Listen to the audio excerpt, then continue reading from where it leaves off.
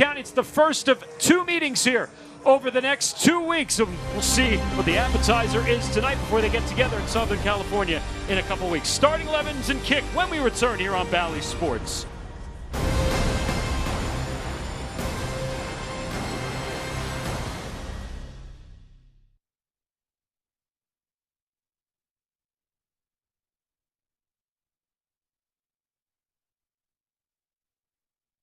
One, two, three, Check, four, check, five, check, check. 6, 7, 8, 9, 10. Check 1, 2, 3, 4, 5, 6, 7, 8, 9, 10. 1, 2, 3, 4, 5, 6, 7, 8, 9, 10.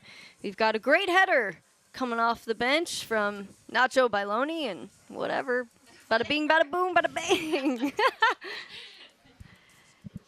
And 1, 2, 3, ow now, brown cow.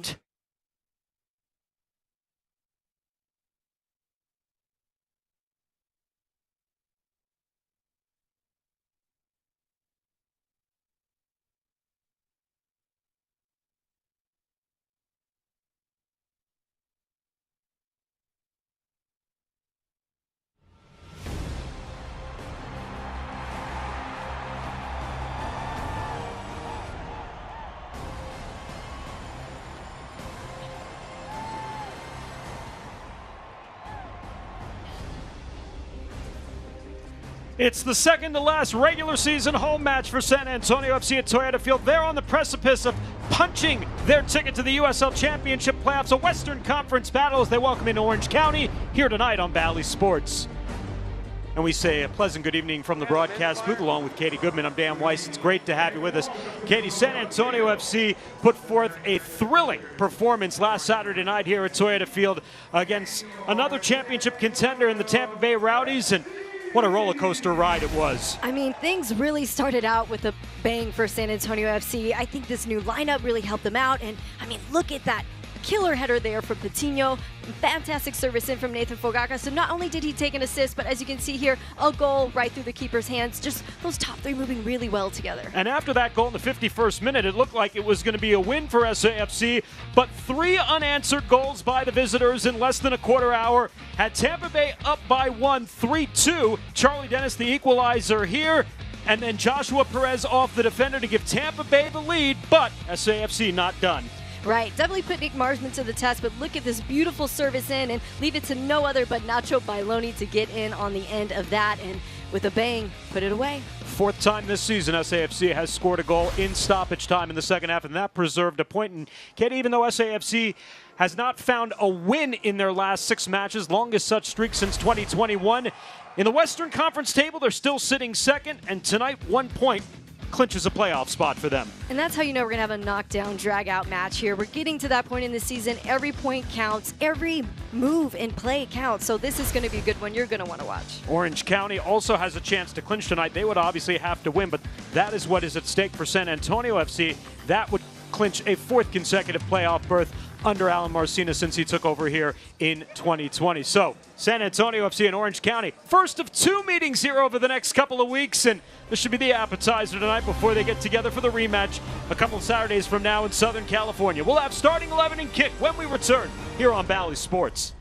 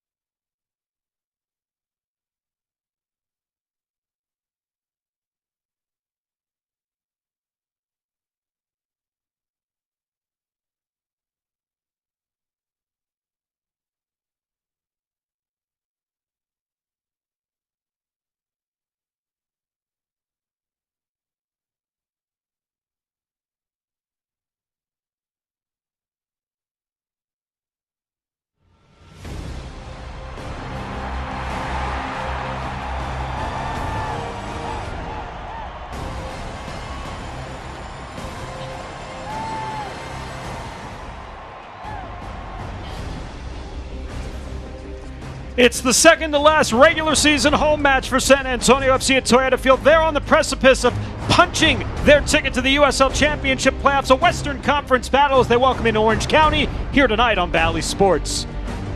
And we say a pleasant good evening from the broadcast booth along with Katie Goodman. I'm Dan Weiss. It's great to have you with us.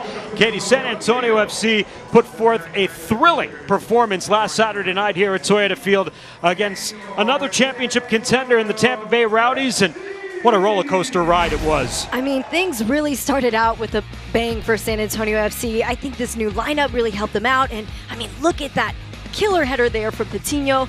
Fantastic service in from Nathan Fogaka. So not only did he take an assist, but as you can see here, a goal right through the keeper's hands. Just those top three moving really well together. And after that goal in the 51st minute, it looked like it was going to be a win for SAFC, but three unanswered goals by the visitors in less than a quarter hour had Tampa Bay up by 3-2. Charlie Dennis, the equalizer here, and then Joshua Perez off the defender to give Tampa Bay the lead, but SAFC not done.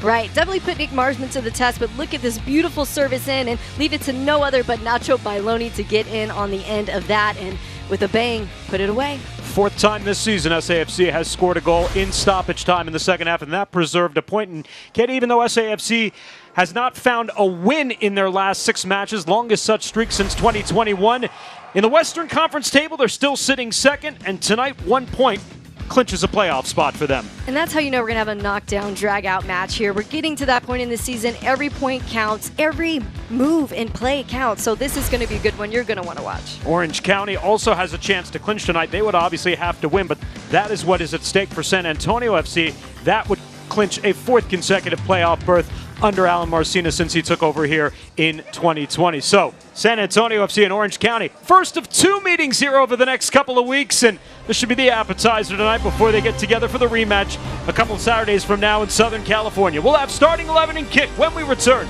here on Bally Sports.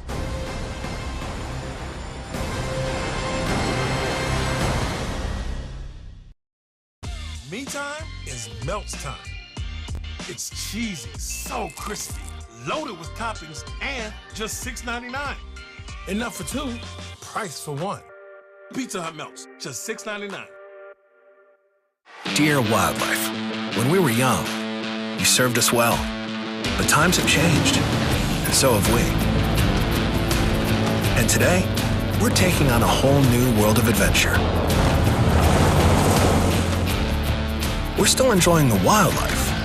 It's just a different kind. Right now, qualified lessees can lease a new 2023 Tundra Special Edition for $509 a month. Hurry in today. Toyota, let's go places.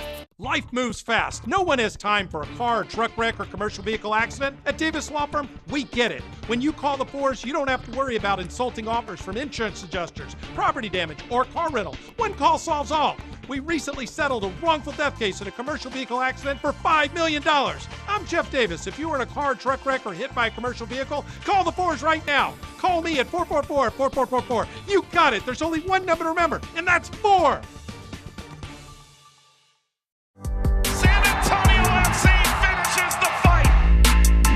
To win, see, I'll never quit. Can't stop, man, I'm too legit. Prime time in my own mind. Victory, it tastes so fine. Part of a winner, you just a beginner. I'm saying I'm taking it all, yeah. For me, starting out in this business, it was very overwhelming and also exciting. My name is Casey Hanlon, and SWBC PEO really helped propel my business. They have automated payroll systems for me.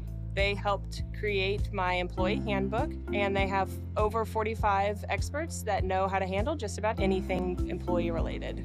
I could not have one person do the job that SWBC PEO does for us. Our partnership is not just business, it's a relationship. San Antonio FC Soccer on Bally Sports is brought to you by Toyota. Go to buyattoyota.com or visit your local Toyota dealer today. It is week 29 of the USL Championship campaign. Just 4 weeks remaining until we crown a regular season champion and move to the postseason. As a look our 11s tonight for Orange County SC, one change from their match last Friday night. Kevin Partita out on suspension. Kyle Scott back in after he served a 1-match suspension for yellow card accumulation. Milan Alaski up top leads the club 12 goals on the season. San Antonio FC also has one change from their lineup last Saturday night against Tampa Bay Rowdies. Fabian Garcia received a suspension after an incident that occurred in the match. He was not carded, but after the match shown, Garcia committing an infraction that earns him a one-match suspension. So Tulu makes just his second start since joining the club. Otherwise, the same lineup for SAFC.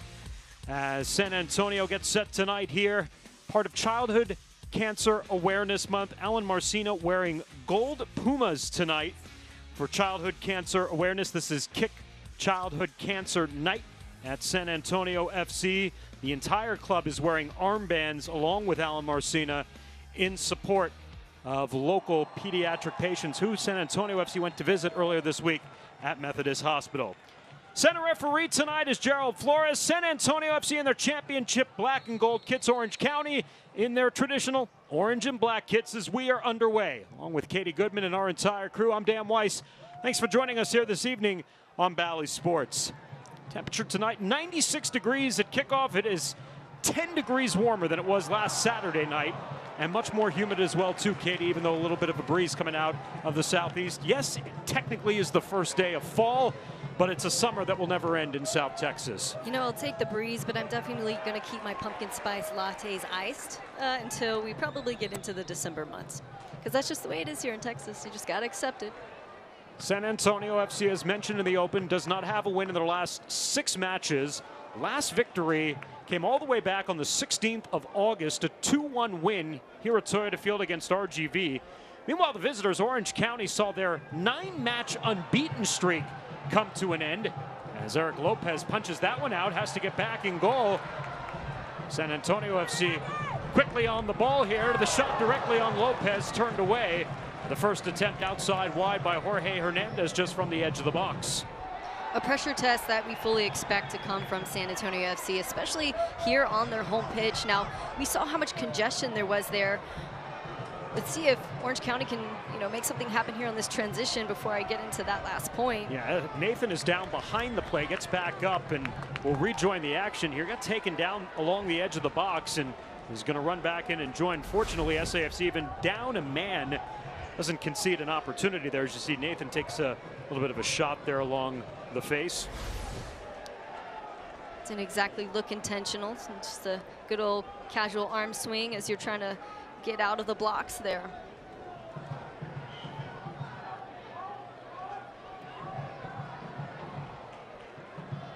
But as mentioned, San Antonio FC, they're a team that smothers their opponents. They're known for that high press, but with that being said, that means they can get into the attacking third pretty easily, but they need that creative movement up top to really create opportunities for themselves. Connor Maloney directs it off the defender, Ryan Dogman, into the arms of Lopez, making his second start with Orange County. Got 2 keepers, each making their second starts and second consecutive starts. Lopez for Orange County and Nick Marsman for San Antonio FC.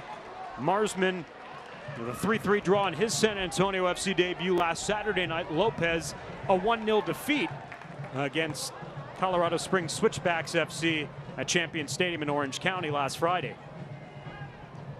Interesting to have 2 keepers on the pitch who are kind of in the same situation, having to hold things down for the last 5 games in order to be eligible, whether it be support or as a starting position. But also, what an opportunity if you really can hold things down and show up big. Orange County playing upfield, well defended there by Ish Jome. The intended target, Kevin Langford, over there along the right flank. You see Orange County playing a 4-1-4-1 formation, a little bit of a 4-4-2. And Milan Alaski up top is one you want to watch for, along with Thomas Among, the former number 9 striker for San Diego Loyal. A guy who can really put it away. He has come in a very short period of time, just made things happen. I mean, 7 goals and only 150 minutes between goals. So this, again, there's multiple players on this field for Orange County that you have got to be touch tight with, especially Milan Alowski, his brother Brian Alowski. Those 2 together can really create a lot of trouble up top. Yeah, they're not the most dynamic team on the attack. 40 goals is just tied for 10th in the championship, but man, do they defend. Just 33 goals against, which is the 5th fewest in all of USL. Colin Shuttler, who's been the #1 keeper for the majority of the season, has a career best 8 clean sheets this season. And here's the aforementioned Milan Oloski in on the left side flank. He'll play out wide, and we'll see him numerous times out in that position. He concedes off as it's taken away by Jorge Hernandez. You can see in that last run, it's kind of his bread and butter to get up in the corner and then take the long touch inside. This guy has a quick trigger, so wise there on SAFC to say touch tight and not give him a chance to breathe, because that's how it's going to have to be with this guy. He's the reigning Golden Boot champion, 22 a year ago with Orange County, and as mentioned, 12 this year, which sits him 7th in the current Golden Boot race with 4 Saturdays remaining in the regular season. Tenny Oluwaseyi, he begins the night tied for 4th in the Golden Boot race with his 14 goals. Everybody's chasing Pittsburgh's Albert Dikwa here as we enter week 29.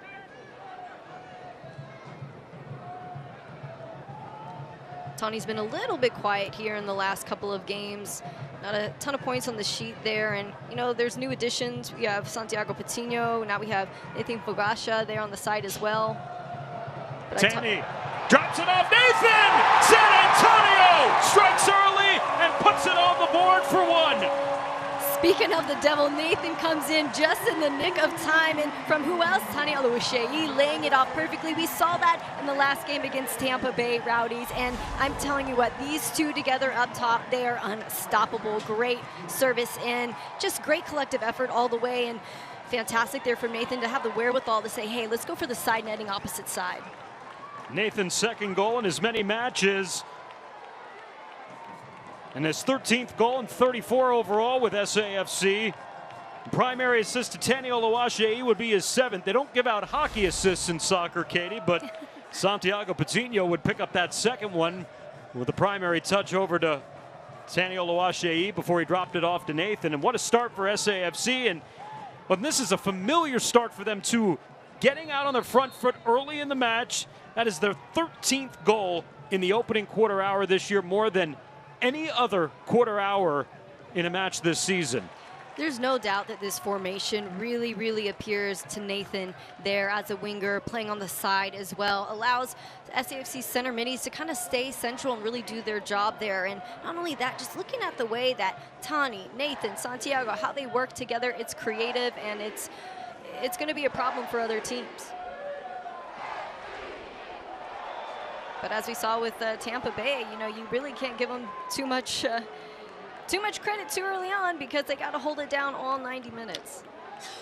It's the 11th all-time meeting between SAFC and Orange County, who, by the way, are the last 2 champions in USL Championship. SAFC winners in 2022, Orange County winners in 2021. It's their 11th meeting all-time in the regular season. Both sides with 3 wins, 4 draws as well in the all-time series. Of course, Orange County got the biggest win between the two 2 years ago in the Western Conference Final, winning in penalties 5-3 before advancing and earning their first USL Championship banner and star in defeating the Tampa Bay Rowdies on their home field at Al Lang Stadium a couple years ago. It was a big night for Ronaldo Damas, at a brace in that one, as Orange County, I think, really shocked a lot of people in picking up the victory that night. It seems that these two teams have kind of always been a thorn in each other's side, so to speak. Always pretty chippy, physical early on, as we're seeing here.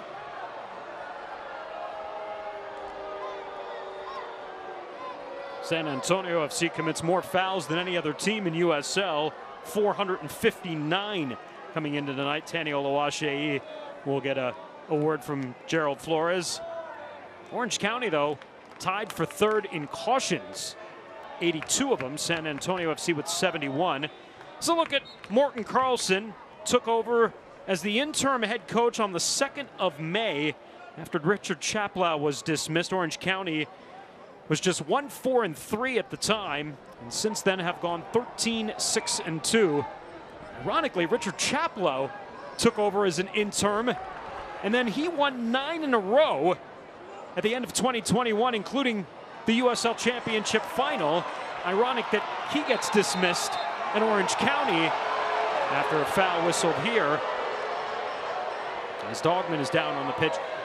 Orange County, after the dismissal of their head coach. Well, they go on and they win 8 unanswered and pose a 9-match unbeaten streak as well before last Friday. Take a quick look at this here. Looks like just got a little clip of a boot there in the mix, a bit of a knock, and just going to take a minute to breathe that one off. But you're talking about Coach Morten Carlson. He has come in and done so well with this program, and it makes you think this Orange County team, maybe they just need that pressure. Maybe they need a little bit of adversity, a little bit of a shaking up in the system, so to speak, so that, you know, the true tools can appear for them. I mean, he's the one who implemented the 4-1-4-1 system. It's been doing really well for them, and so.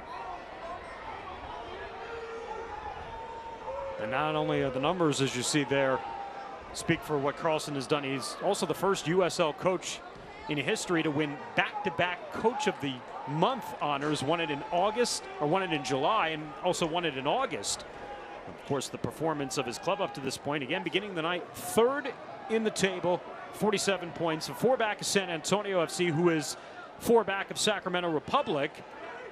Sacramento Republic already playing this week on a Wednesday night, playing to a 0-0 draw with New Mexico United. Will play this evening too against Colorado Springs Switchbacks in a match that's already underway in Colorado Springs. We'll keep an eye on that one as well, along with the rest of the Western Conference matchups throughout the evening. And here's San Antonio FC up 1 early. Nathan's goal in the 6th minute from Taniel Lawashei. Kyle Scott as he gets bumped down by Nathan. And here's on the off run from Owen Lamb. He's trying to connect there with Kevin Langford, and instead it'll belong back to Nick Marsman. There's Owen Lamb. Spent his first 2 seasons as a product of the LA Galaxy system, playing with LA Galaxy 2 from Santa Barbara, California. 23-year-old appearing in his 82nd career USL Championship match. He has the most services there on the team, 77 crosses. So he's gonna be a guy that, you know, he's gonna get up, he's gonna contribute there in the attacking third, and then squeeze back in at the back.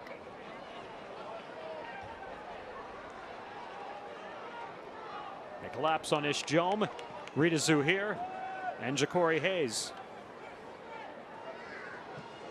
Over the top, trying to search out Tanny. Well, has not scored in his last 8 matches. His last goal coming on the 5th of August was the winner against Phoenix Rising. Good step through there from Connor Maloney.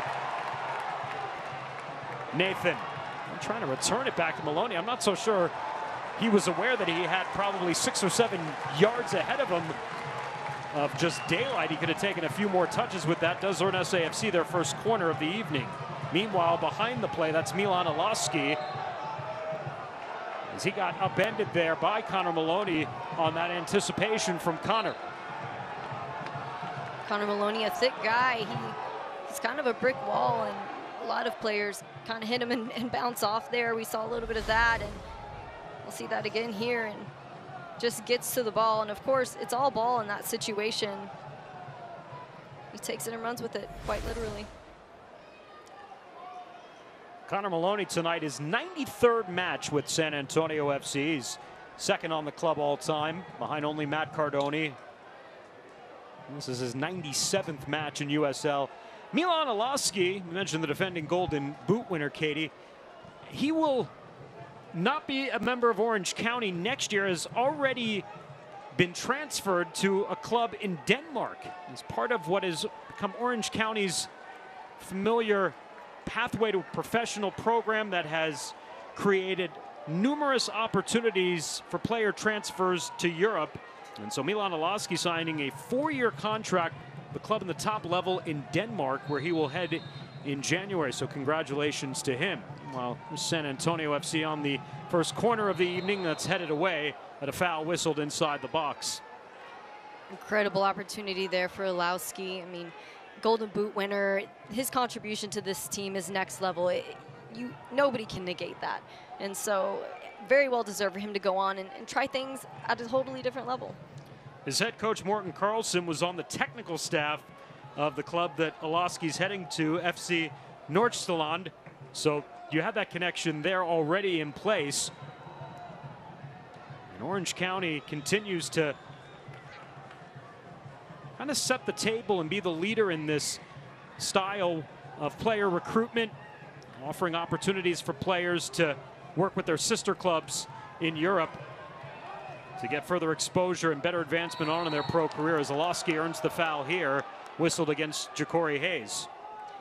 As you can see there, San Antonio not taking his presence lightly either. Wise to swarm him and keep him touch tight. You talk about... There's a giveaway here at the back end. Santiago Patino stops, cuts it back. With a good recovery, though. Well done by the veteran Dylan Powers. He was able to get back after the giveaway by Powers. Orange County avoids disaster there. Lucky for him to get back just in time. I mean, I thought that was going to be a sure goal. Could have been a quick trigger shot, but I don't blame him for trying to take the step in and, you know, find as much netting as you can and make it easy. And Brian Alowski, the older brother of Milan Alowski, as he's fouled just outside the area, earns a free kick for Orange County. The elder Alowski, Brian, 28 years of age, is Orange County's active leader in games played. This is his 85th with Orange County, and it's also his 100th career USL Championship match, so congratulations to Brian. Imagine being their mother and knowing that she's got not one but two sons playing in the pros and one of the best teams in the league. The Alowski brothers from Escondido, California, both went to UCLA. Younger Milan is part of Real Salt Lake's Academy program. Brian, who's practiced his trade primarily here in his hometown club in Orange County, as they get set for their first real good opportunity here of the night. SAFC up a goal early. Brian Alowski stepping over the ball here, getting it teed up, along with Kyle Scott. Plotting and planning. As you see the wall in front of Alowski and Scott. Got me on the edge of my seat here.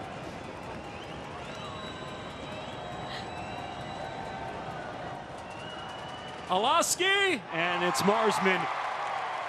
Relatively easily will bring that one down for his first save of the evening. Marsman had 3 saves the other night against Tampa Bay in his debut, and this one clears the wall, but Marsman read it well. Looks like it might have clipped off the head of Mitch Tainer, another one of the tall SAFC defenders there in the back, but good, secure hands. And Nathan, as Dogman will send it out. And another corner for SAFC.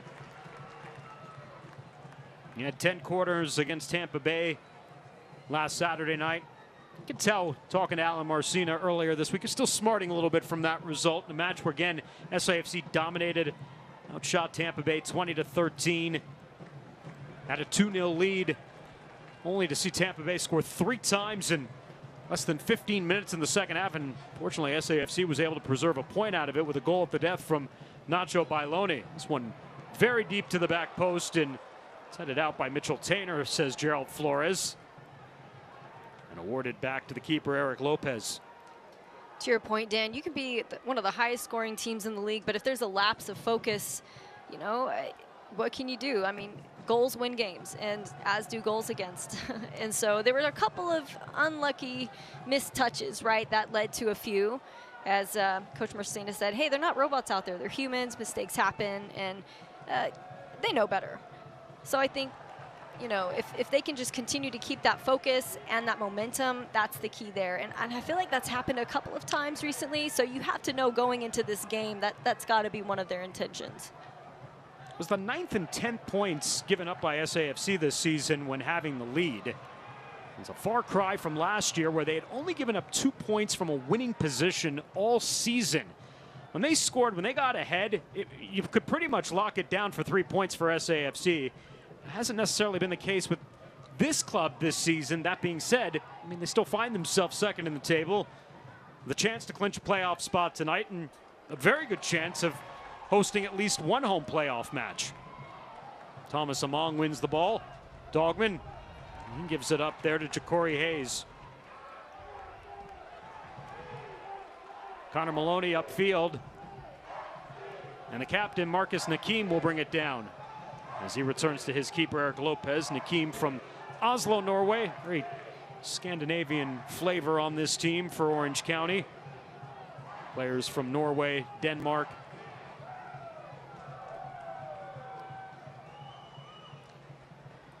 Always got to love a foreign roster. It brings so many different styles of play, different walks of life as well. And one drops down in front of Patino, and everybody going after the ball. Patino trying to touch in, and it's Orange County who comes away with it, and it's Kevin Langford, the American who's been practicing his trade primarily in Germany for the most part here. That's a bad ball back, and Lopez unable to keep it in play, and it'll turn into a corner for SAFC.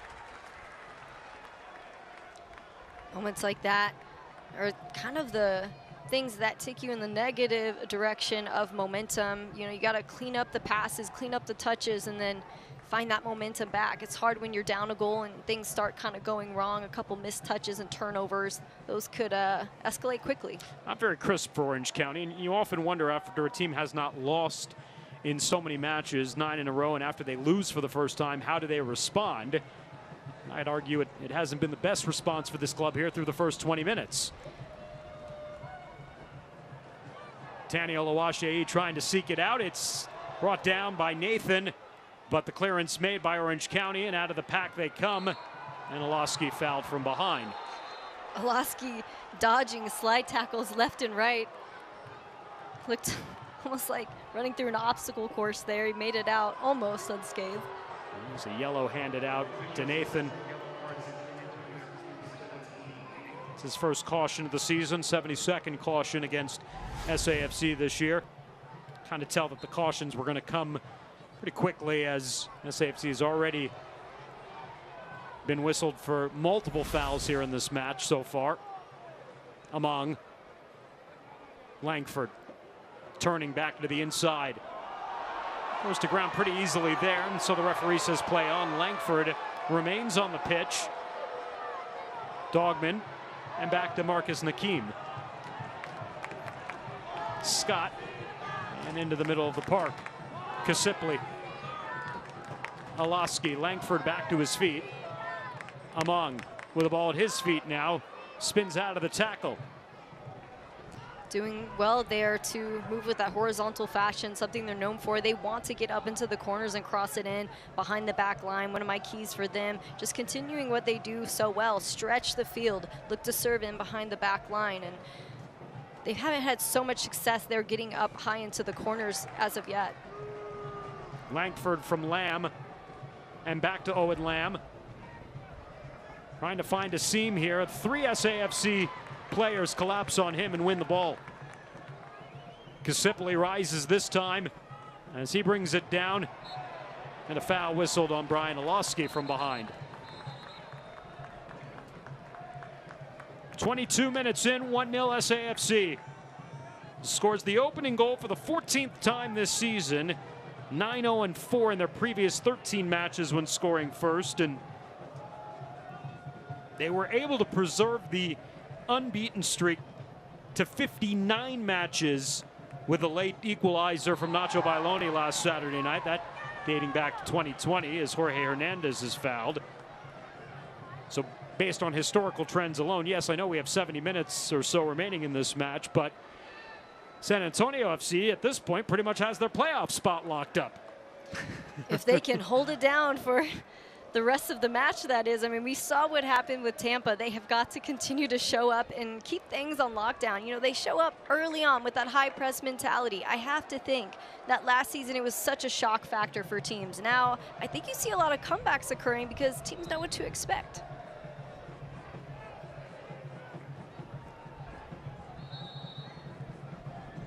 Free kick here. Jorge Hernandez drives one into the box. Tainer volleys it back across.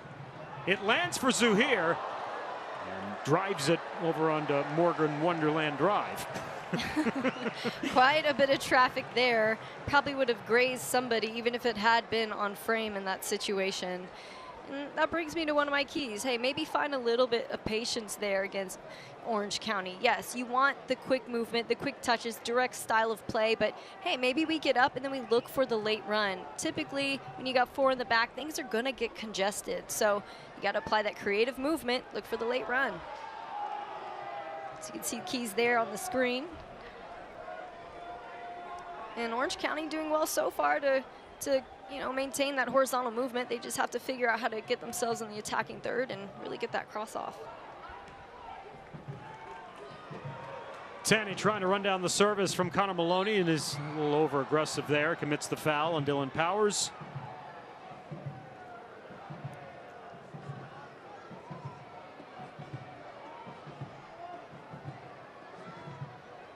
Owen Lamb.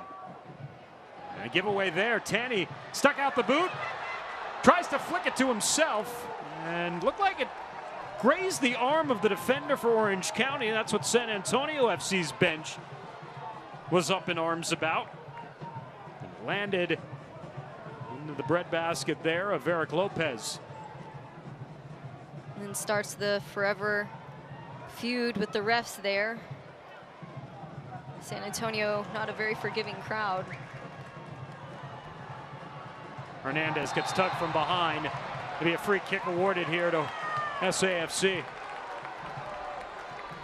Hernandez, one of those players mentioned by Orange County, saying, hey, he's been a thorn in our side since his time at LA Galaxy 2, and no different here with San Antonio. Really falls in so great with this lineup. I think a big missing piece of the puzzle there for San Antonio. Leads the league in assists with 9, does Jorge Hernandez, as his former teammate Eric Lopez at Galaxy 2 looks on and barks out instructions.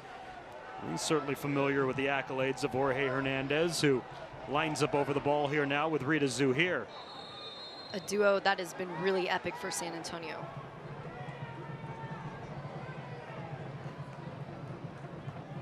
It'll be Zuhair off the back of Milan Olaski.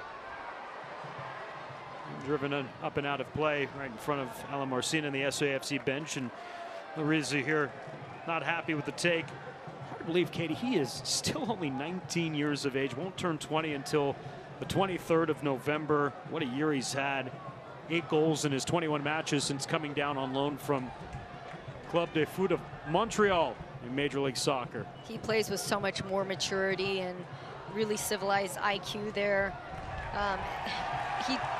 It almost seems like he's in his mid-20s in the way that he plays, but hey, the wall did some good on that one. That's what the wall is there for. But I think what we're used to seeing from Rita is a really powerful shot with a bend on it, going for opposite 90. Big hits and plays. And so you can see the frustration on his face with that last attempt. Sloppy from Orange County, but they're able to defend it out. The press right now has Orange County certainly a little bit discombobulated and trying to play out of it here. Some turnovers, particularly on their side of the field. Fortunate really to be down only 1 at this point. Right, and that's SAFC's style. They come in, they smother their opponent, and then they dictate play. And if you don't do that early on, if you're not winning first and second ball early on, it ends up like this for a lot of teams in the first half. Tulu will head that one forward. Nathan is trying to return that back here to Jorge Hernandez. Hernandez with the 2 collapsing on him, and he's able to win a throw for San Antonio. Tulu taking the spot tonight of Fabian Garcia. We mentioned he's serving a 1-match suspension for an incident that occurred in the match against Tampa Bay. There you see Tulu, the 26-year-old from Togo, who was acquired from Hartford Athletic in the middle of the summer. His 7th overall appearance this season. San Antonio team stacked with MLS players from loan. They come and they go, and they all seem to do well in this system. They kind of, you have Alan Marcina here who just unlocks their potential, and then they become a spotlight for other teams.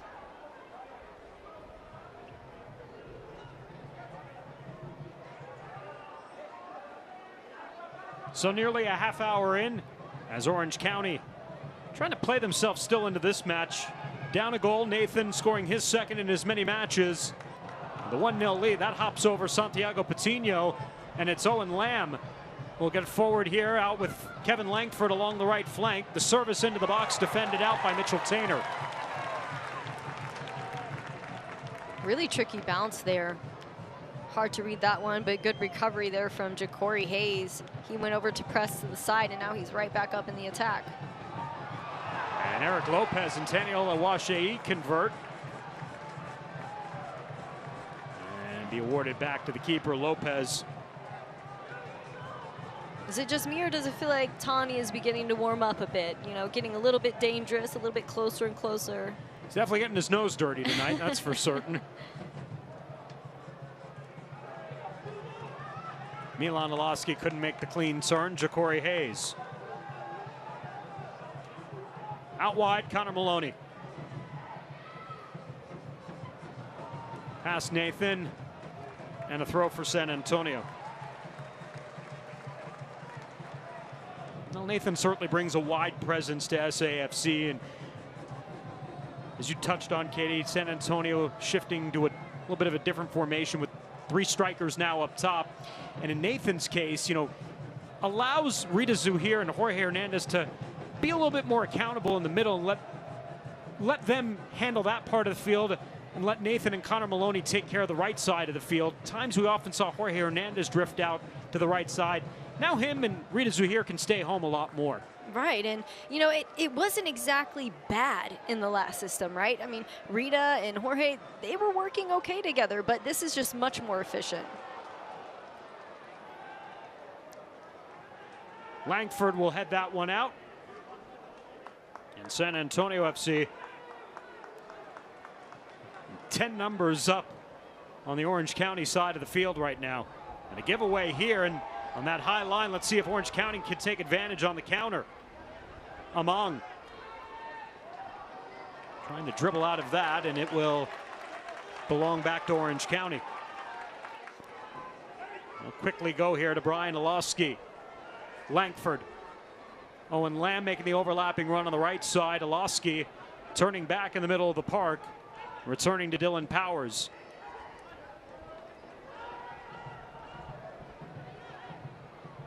Kyle Scott. Milan Oloski lets it go through. Dogman, his service runs across the face of goal, ends up to Owen Lamb on that right side. And his service in is defended out by Ishjome. And it'll be the first corner of the evening for Orange County. Orange County finally doing really well to find those seams there in the corners and then playing behind. Ishjome, great job reading that. It's Ryan Dogman, 26-year-old, native of Norway. Sent that service. Didn't catch anyone inside the box, but ended up back to Owen Lamb, who was able to win this corner here. And now Brian Oloski.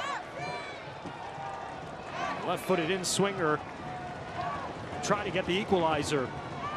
Service in off of Marsman's hands. Marsman down. No whistle as he's got to get back to his feet. Among heads it across. Marsman rises as it grazes off his fingertips, but he's able to keep it out and gets rid of it. Great stretch there from him, and it almost seemed like he didn't even have to stretch too much. He's a pretty tall guy, but for a minute there, I thought it was going to catch him off guard because he got up pretty slowly, wasn't happy about that first challenge. But hey, he got there and he got it done. 6'2" keeper in his 13th pro season, 32 years of age. Keeps Orange County off the board for now.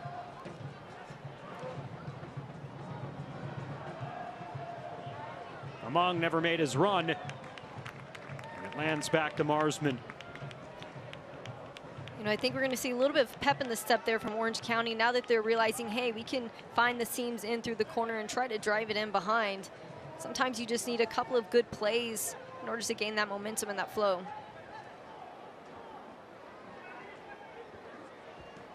Maloney on the first time, Jorge Hernandez, Nathan. Able to search out Rita Zuhir. Zuhir splitting through the crowd. Back to Nathan, volleying it across. And trying to search out Tanio Lawashei as this one will ride out. Really enjoying this movement from San Antonio. Even Connor Maloney getting up and making some curve runs, starting to pull defenders out. It's more than the three up top creating havoc.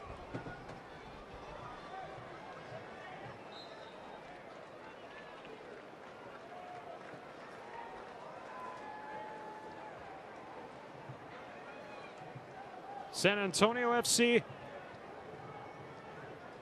is trying to make it back-to-back Western Conference regular season titles. Have to chase down Sacramento Republic, who is up by 4 points with 4 matches remaining, including tonight. Here's Hernandez, sends one in, and immediately the clearance from Marcus Nakim. And again, Hernandez, ball at his feet, lays it off. Mentioned Marcus Nakim, guy on the team with the most minutes, racking up 2,423 prior to this match. He's just that steady force, that steady presence there on the back line. You're not going to see him come out of the game unless it's a dire necessity. Nish Jome wins the 4th corner of the evening for SAFC. First minutes in North America this year for Marcus Nakim. He was immediately awarded the captaincy by Orange County. Here's Zuhair in the in-swinging position. The low ball cuts across, though, and Among had to make the heads-up play to drive it out. And the corner, again awarded to San Antonio, will be at the opposite stick. So it'll be Jorge Hernandez's turn to make his way off to the near side. You mentioned Nakim with the captain's band, and you know, I have a theory that if your center backs, if one of them at least aren't a captain, you've got problems, because they should be dictating the field and play, organizing everyone, and really the voice on the field.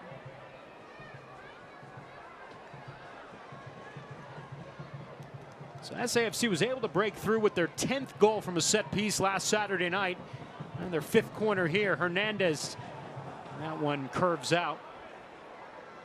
Now, prior to that goal, Katie, you had even made the point that it had been a struggle for execution for SAFC on those set pieces, and you know, that actually has been a common theme throughout the last couple months here of the regular season.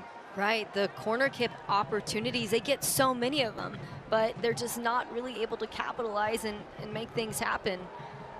They've been averaging about 9 a game over the course of the regular season, and yet only 10 total set piece goals so far.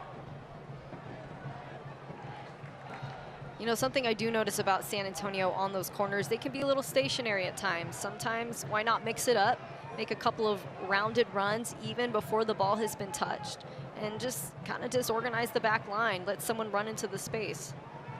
Just depends on the system. Oloski, Kasipli, and Orange County trying to activate with Owen Lamb.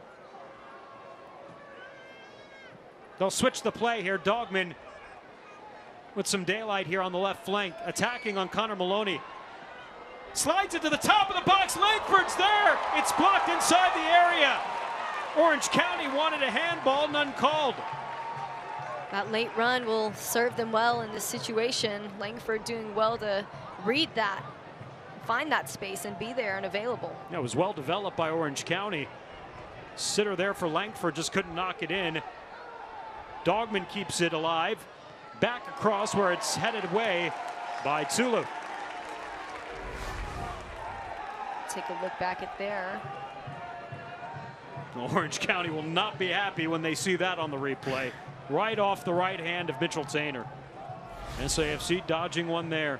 I think Coach Marcina might find it even Stevens, considering he believed there to be a few handballs right on the sideline that weren't called. Scott out wide. Again, they are stretching SAFC out here now with Lamb and Dogman. Oloski, first time and into section 115. San Antonio, they do well to move as a unit, but as soon as you continue to get that back and forth play, stretching horizontally, you find some patience, they can become discombobulated pretty quickly.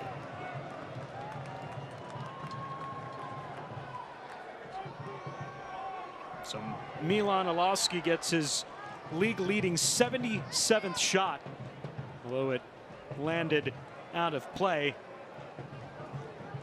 Losky and Among responsible for much of the attack this year. Of their 40 goals, 19 between the two of them.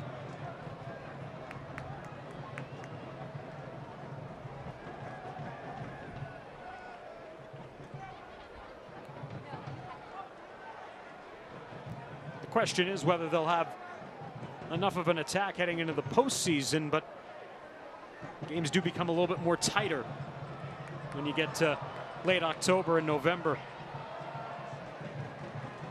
Ritazu here with the fancy footwork there on that one. Almost breaking some ankles, creating some space. But yeah, I mean, you don't often see the Olowski brothers nor Kusipli or Langford or Scott coming out of the game. Those are kind of their top four there. Scott typically up in Langford's spot, leaving space for Partita there in the center. But either way, I mean, they've got some depth there. They also have McNulty who can come in and really create some problems off the bench. Yeah, Mark McNulty, the Englishman, he's got 3 goals in a super sub type of role this year. And again, they've lost some players who have been transferred to Europe. Caridio Sandina is one of those players who left last month, headed off to the Netherlands and Rotterdam. Owen Lamb with the turn. Langford is trying to connect there with Among, and Ish Jome will let it ride out.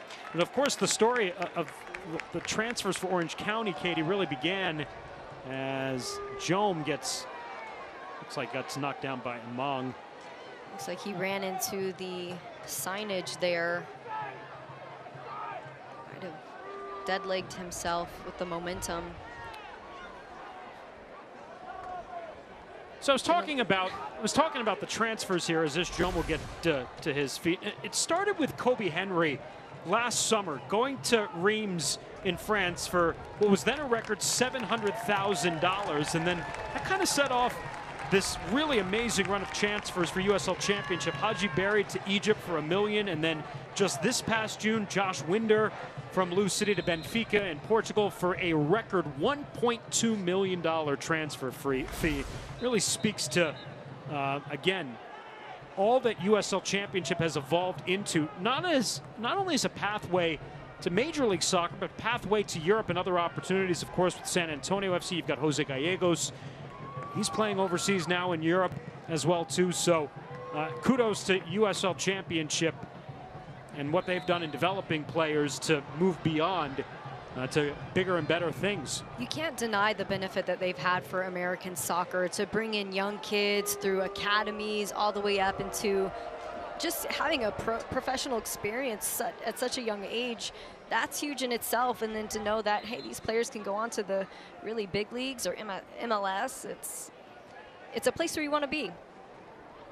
And the academy portion of that, I think, is key, is that these clubs are developing their own academies, and San Antonio FC has really been at the forefront of that too, in developing a phenomenal academy ever since they started the first team. As Kyle Scott gets bumped by Ritazu there. Many soccer fans talk about promotion, relegation, and how that really helps with the pathway to pro, to see different players playing at different levels. How do they shine in different situations? But it doesn't seem like that's really even needed here. It kind of takes place on its own naturally with leagues like USL Championship. And a little handsy there from Ryan Dogman into the back of Nathan as he gets back to his feet. Nathan responsible for the lone goal in this match. Came 6 minutes in, and the way SAFC was going, it again kind of looked like it was going to start an avalanche of goals. If not for both sides, definitely for SAFC. But yet that has been the only score to this point. Which, of course, when you get to halftime, always leaves it up to the coaches to make the proper tactical adjustments. And for San Antonio FC, they kind of dropped back into a more defensive presence after building the 1-0 lead last Saturday night. Seems that Orange County's waking up a bit here. Olowski tripped from behind by Ja'Cory Hayes, and a yellow to Ja'Cory. going to be a card every time in that situation. I understand sometimes you're in the moment. You're doing your best to track a player down, but it's going to be a card every time. 8th caution of the season for Jacori.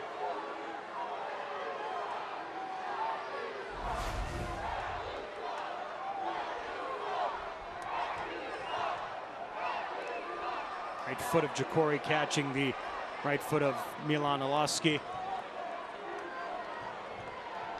He's in quite a bit of pain there. I mean, he's been through the physical battle all night here at SAFC.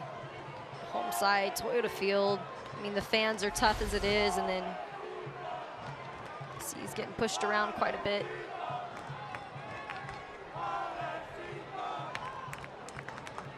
And right before that, Connor Maloney was, you know, they were giving it back to him too.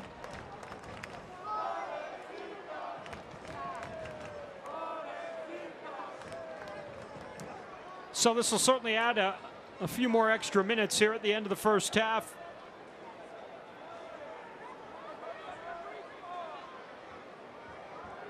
And the attention continuing to Milan Olaski down on the field. 4 minutes of added time here at the end of the first half. So as Olaski will come back to his feet, we'll set up here for this free kick for Orange County from a dangerous spot, and then could be a minute in itself before we even get to this free kick, which then would just continue to add on the stoppage time here at the end of the half. Seems like this one was quite the knock. Really slow to get up here. And he's finally back to his feet as Milan Olaski.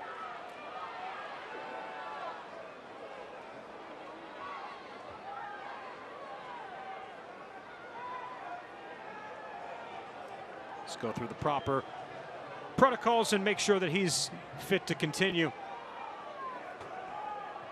And already Marcus Nakim setting up over the ball here, is trying to size it up.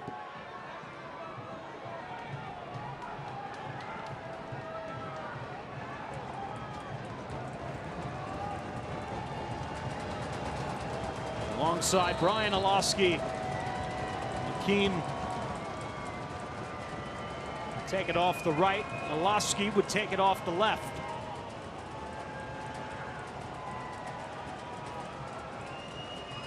It'll be Nakim, and it's off the wall and headed out in a corner coming up for Orange County. Yeah, Nakim with the build up. You could see the hand flexing. He was ready to go. Measured out his steps. But then you still had Connor Maloney there to read it just in case there's any kind of tricky play. Still a good chance here for Orange County if they can make something happen. And you saw Nakim just missed it on that initial hit. And this one was intended for Milan Olaski, and it was defended out by Tulu, and a throw coming up here for Orange County. The diving defensive header from Tulu. I feel like those diving defensive headers are different even than offensive headers. You just have to go in full body and run through whoever you're gonna have to run through. Lucky for him, it was a clear shot. Not his first diving header either this game. So Langford, who specializes in these long throws into the box, and that's a good one right to the top of the 6. Santiago Patino trying to fend off pressure. It's a great look up top. Dogman wins the aerial duel. Langford. Olaski. Again into the box, trying to search out Langford. The ball never came through to him. San Antonio now on the counter with Taniel Oluwaseyi. Oluwaseyi into the box to his left. Defended out. Good recovery by the defense of Orange County. And San Antonio FC will earn their 6th corner here of the first half. The thing about Tani is you really don't know where he's going to go with the ball because he's good from outside the box. He's good with the ball at his feet. Has a couple of assists under his belt. So really a tricky guy to defend. Had a little bit of space there, but well defended nonetheless.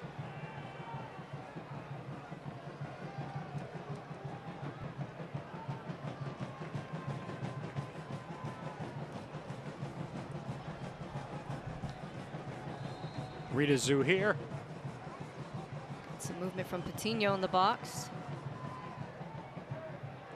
And Orange County able to win possession, and a few more seconds here before the end of the half as they'll clear it upfield and should pretty much wind down this opening 45 minutes of play that is stretched into nearly 50 total minutes. San Antonio FC will take with them a 1-0 lead to the locker room at the half.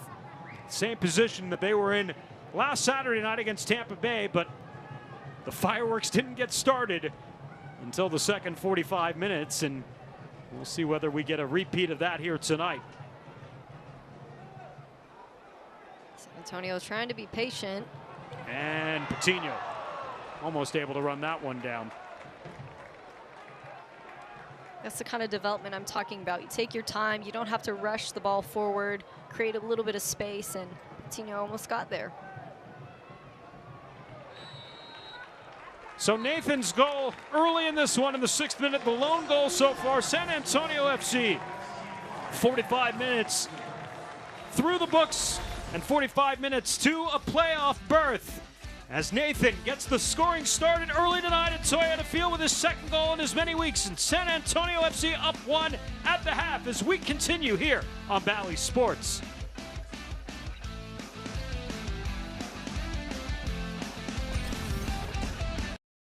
San Antonio FC finishes the fight. Born to win, see, I'll never quit. Can't stop, man, I'm too legit. Prime time in my own mind. Victory, it tastes so fine. Part of a winner, you just a beginner. I'm saying I'm taking it all, yeah.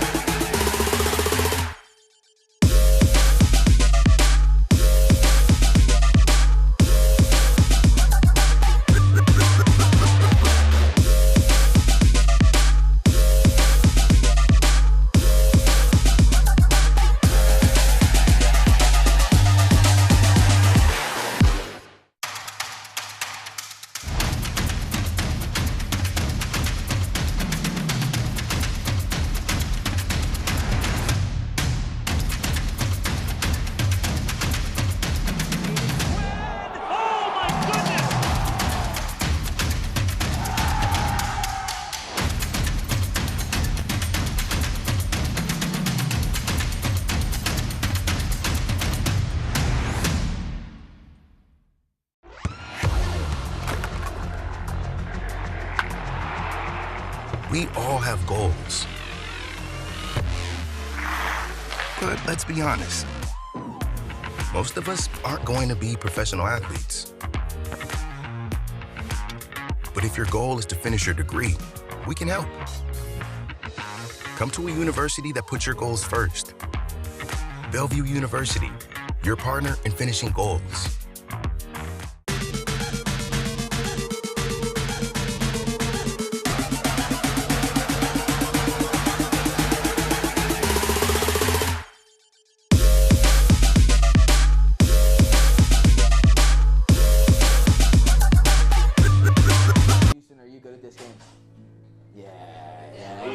That's what I thought. Tandy's gonna play against you, okay? Yeah. So I'm something called a patient gaming and technology specialist. So basically that means I help with any tech support in the Children's Tower. I help with tech support with child life, but a big part of my job is also I utilize video games to help in the healing process, and so I get to go bedside with the kids and play games with them one-on-one. Look at this dress. Oh yeah, I'm locked in. Houston, where you at? Second? Oh, that's you right there. Oh, wow. Houston, get him back. You might be like, it's just playing video games, but to these kids, like, it really, really makes a world of difference, especially when you're not having a great day, or you're like being hooked up to medicine, or you're having to go through really, really hard things. Even just an hour of gameplay means so much to some of these kids. Get that red show. Get that red show. Go. Got him. No. Get him. Got him. No. Get him. No.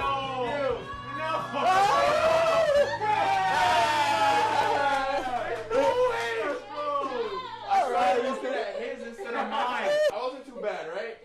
Thank you.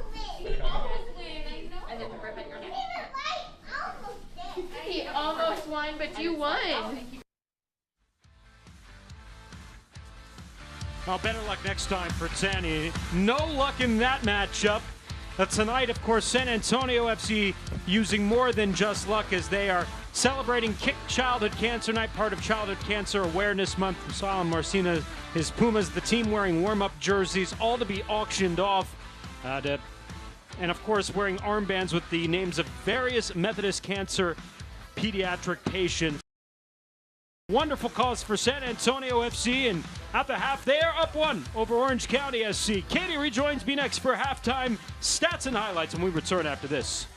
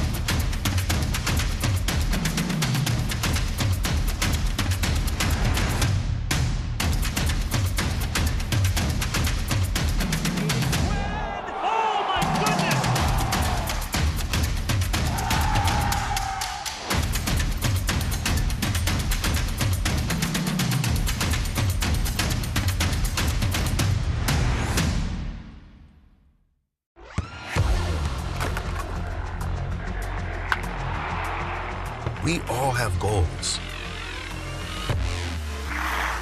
But let's be honest. Most of us aren't going to be professional athletes. But if your goal is to finish your degree, we can help. Come to a university that puts your goals first. Bellevue University, your partner in finishing goals.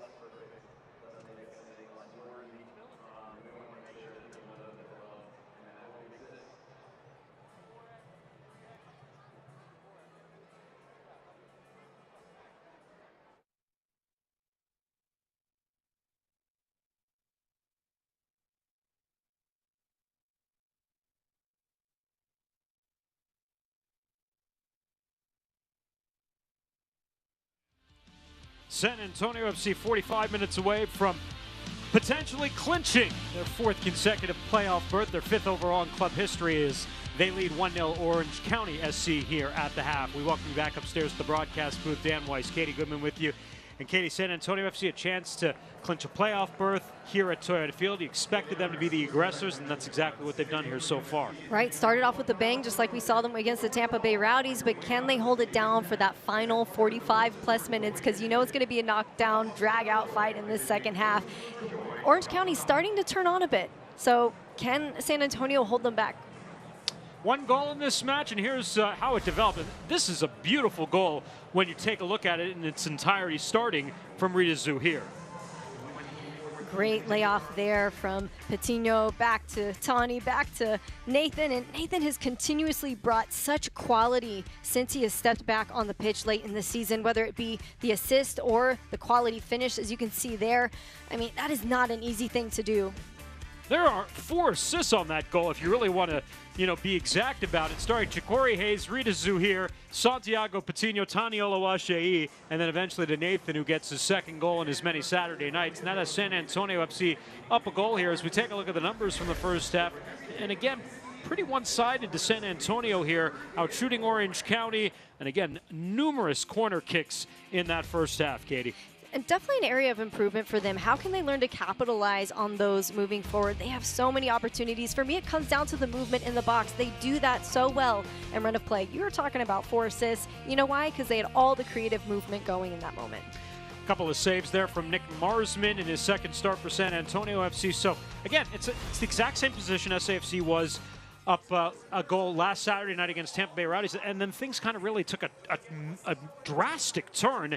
SAFC got the second goal, and you kind of think, okay, now they're in a good position, but they sat back, and they allowed Tampa Bay to dictate, and I got to believe Alan Marcina is telling his guys, do not let Orange County dictate things here in the second half. Well, 2-0 is the worst lead in soccer for a reason. Because of that exact thing, you get comfortable, you lose focus, and, you know, if they're going to really hammer this home, they've got to show up right from the start with the kind of energy that they did in the first half. Orange County, they're starting to wake up there in the second half. They figured out, hey, you get the Olowski brothers in the corners, you find those seams in behind, and then you start creating, you know, a little bit of trouble. That side-to-side movement, it was working for them. So you know they're going to come back with that, and it's just staying compact, connected, and stopping it before they can even get there. And if you're Orange County, you got to get a little bit more service to Milan Olowski and Thomas Among up front. Right, and they're so clinical with the ball by themselves, but Milan Olowski, he has no room. I mean, San Antonio, they've suffocated this poor kid. I mean, touch tight, nonstop, and it's because he has such a quick trigger. He's so good, and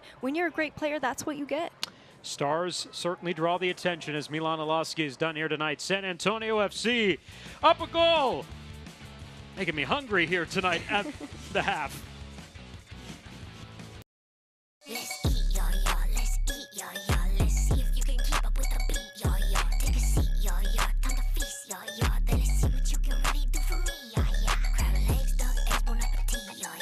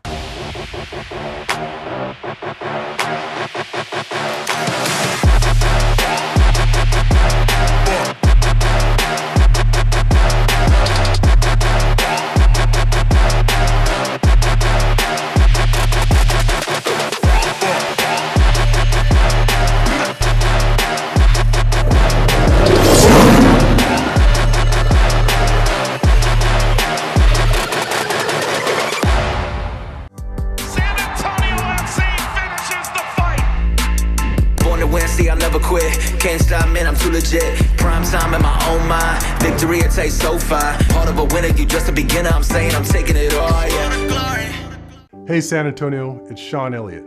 When I was playing in the NBA and needed a transplant, the Spurs would have sent me anywhere. But I knew I didn't need to leave home because Methodist Healthcare provides world-class care right here in our backyard. Whether it's transplant services, heart health, or cancer care, Methodist Healthcare has us all covered with the top programs in the city and the entire state. Expertise matters. Stay close to home and choose Methodist Healthcare for all of us and our families. 1-0 at the half. Nathan with a goal for San Antonio FC as they try to lock down a playoff spot here tonight against Orange County. And of course, after tonight, just 3 Saturdays left in the USL Championship regular season, and the table is ever so tight. San Antonio FC 4 points back of Sacramento, 4 points up on Orange County. Their magic number is 1 to clinch a playoff spot. And wouldn't you know it, Sacramento playing right now and losing 1-0 on the road in Colorado Springs. Romario Williams with a goal right now for the home side. They're trying to help San Antonio get a little bit closer to the top spot. Pittsburgh a winner at home tonight over New Mexico. Later tonight, El Paso and Phoenix, Oakland and Monterey, and San Diego and Las Vegas Lights to round out the Western Conference schedule. Second half action coming up when we return here on Bally Sports. Dear Wildlife, when we were young, you served us well. But times have changed, and so have we. And today, we're taking on a whole new world of adventure. We're still enjoying the wildlife, It's just a different kind. Right now, get $1,000 bonus cash on a new rugged 2023 Tundra Special Edition. Hurry in today. Toyota, let's go places.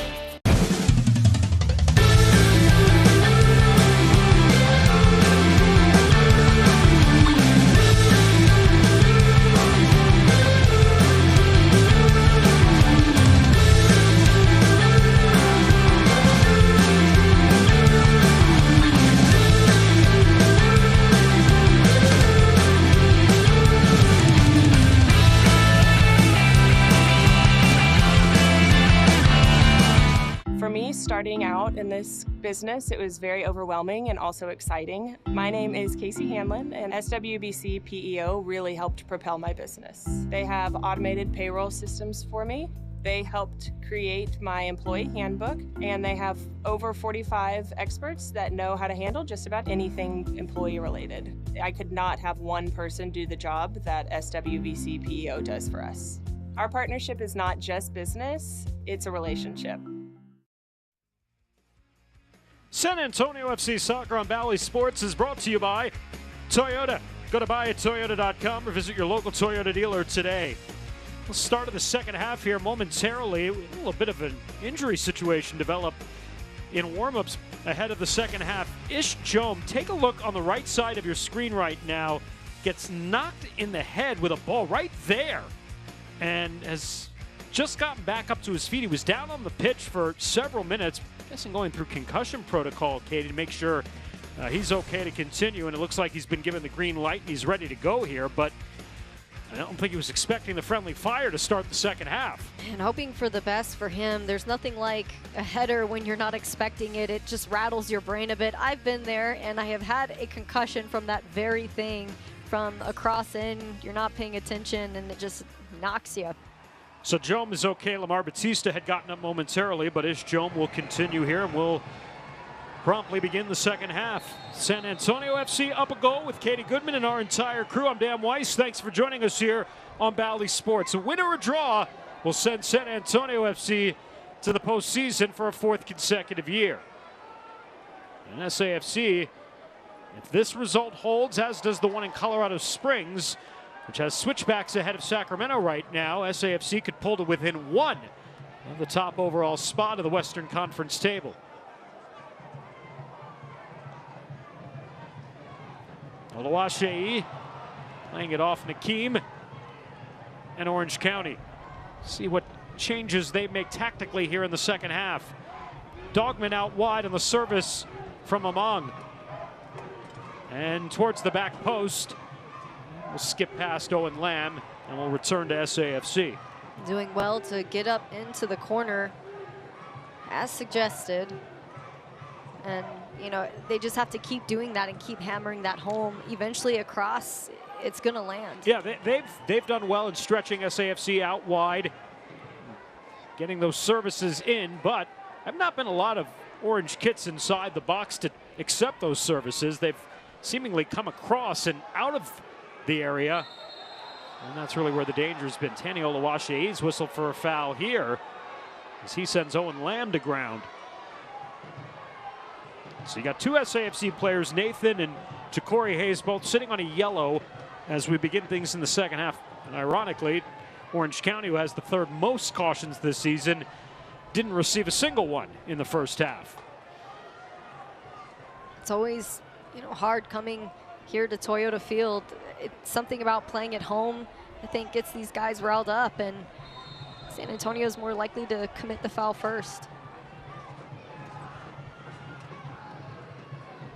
Connor Maloney will head that one out. Another throw for Orange County, who a year ago finished dead last in the Western Conference. They were 7-14-13, 34 points, the -10 goal differential, and have turned that around into a 14-10-5 mark here, and pretty much a lock to return to the playoffs.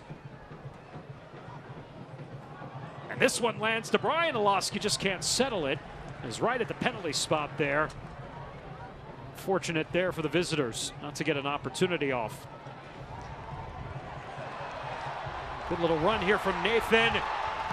And he's met by the keeper Lopez, who drives that one back upfield. foul whistled on Orange County will send it back to San Antonio's way.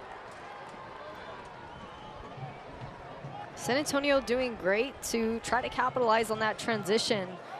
You know they're a pretty direct team, but you've got speed from Nathan, and he can, as you just saw there, he can take on a couple players in a 20-yard span. He's been a good fit returning to this club after a phenomenal year in 2021 where he really burst on the scene here in North America, and that earned him a contract in Major League Soccer with Portland Timbers. He's got a goal tonight, the only goal of the match. So SAFC lines up for the free kick to here into the box, and it's headed out by Langford. Among gives it away. Jorge Hernandez behind the play, a whistle. Not playing the advantage was Gerald Flores in this instance. There's the foul on Among. And then again, another set piece. You would half expect this one to go backside. That being said, you want quick feet, want some movement, try to get on the end of it. Jorge Hernandez, good ball into the box, headed in! How about that from Tulu? The header is true, and San Antonio extends the lead to 2. He has the defensive headers down, now he has the offensive headers down. My goodness, this guy is fearless.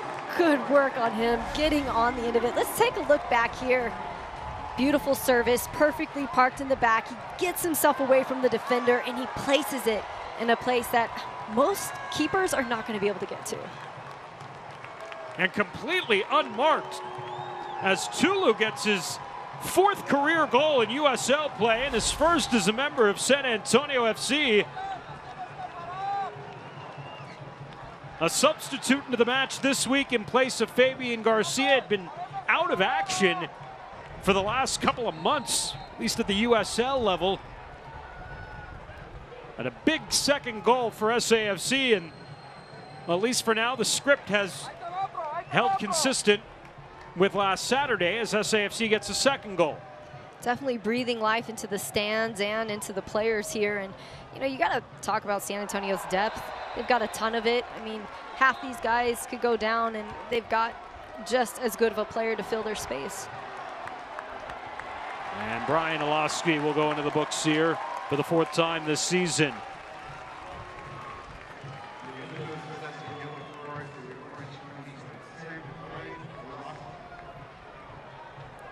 So San Antonio FC on Tulu's first, coming in the 50th minute. Jorge Hernandez picking up his USL leading 10th assist, and it's the 11th goal on a set piece for San Antonio FC scored this season, and extends that lead to 2. Similar situation here. Another good ball, and Tainer gets under it, puts it across Patino. Just over goal that time. That one looked like it was going to be a surefire situation. It's hard when you're coming in with speed and you're under the ball. You've already kind of thrust your body into the air to try to get on the end of it. Solid effort all the way around, and you know that they're going to try to find Mitch Tainer on the backside. Great job to redirect that into the mix. Just unsuccessful. I mean, Jorge Hernandez just dropping those balls in beautifully.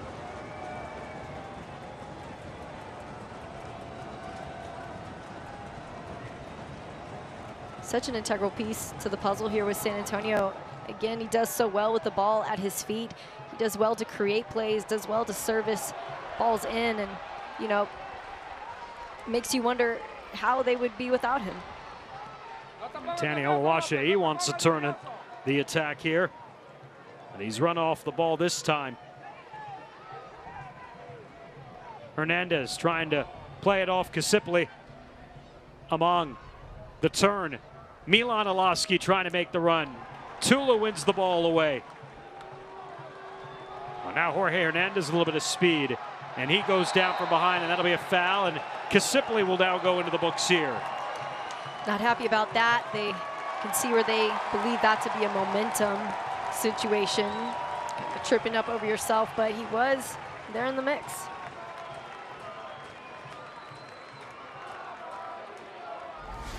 Let's look back at that. I've got hands over the shoulders. That's going to be a foul all day long there. Hernandez doing a great job to earn that for himself. So Kasipli into the books for the 5th time this season. Another free kick for San Antonio. By the way, the goal for Tulu, appearing in just his 5th match with San Antonio FC this year. That's his first goal since October of last season when he was playing with Hartford Athletic. I'd say probably everyone aside from Nick Marsman on their debut has scored. Tulu was not one of them, but eventually, as you can see here, got the goal. And I think that speaks volumes to SAFC's ability to recruit. So straight away here for Hernandez and Zuhair. And Rita trying to get it over the wall, unsuccessful. He's been good in those spots. And it'll belong back to the keeper, Lopez. By the way, the assist for Jorge Hernandez, which we mentioned, was his USL leading 10th, also moves him now to sole possession of single season assists in San Antonio FC history. No player in SAFC history had recorded 10 assists or more in a single season until tonight, with Jorge Hernandez assisting on Tulu's goal in the 50th minute. As we'll get our first set of substitutes for Orange County. Bryce Jamison coming on along with Andrew Fox and also Mark McNulty. So 3 substitutes brought on in one window. As Brian Olowski will take a seat.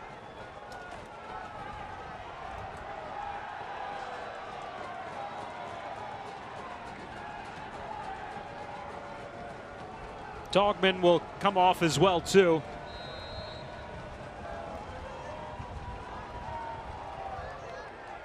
And we'll see if the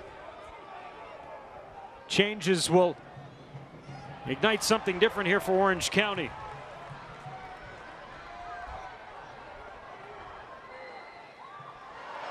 And the tackle made on Ishjom with a foul whistled. And immediately on Bryce Jamison, who just entered the match. 17-year-old Bryce Jamison from Atlanta in his 2nd pro season. He was originally part of Atlanta United's academy.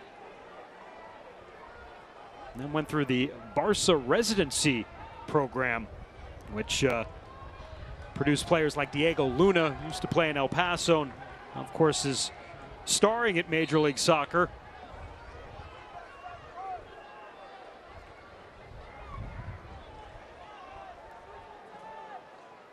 Short play this time from Hernandez. Zuhair trying to chip one into the box.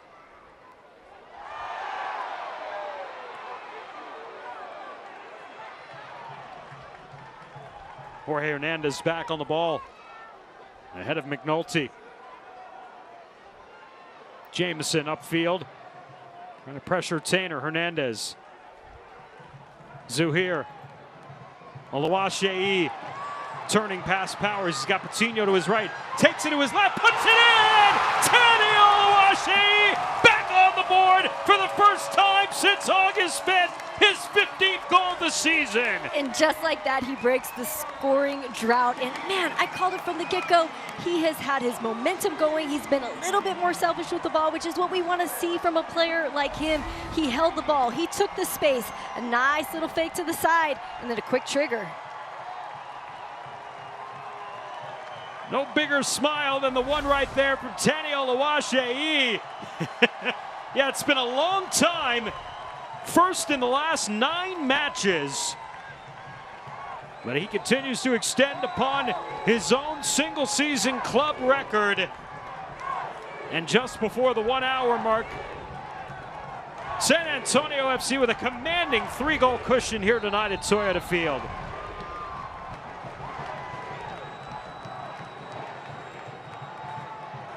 The development leading up to that play You can see where San Antonio is really trying to drive down the left side. It opened up a little bit of a pocket there, enough for Tani to run onto.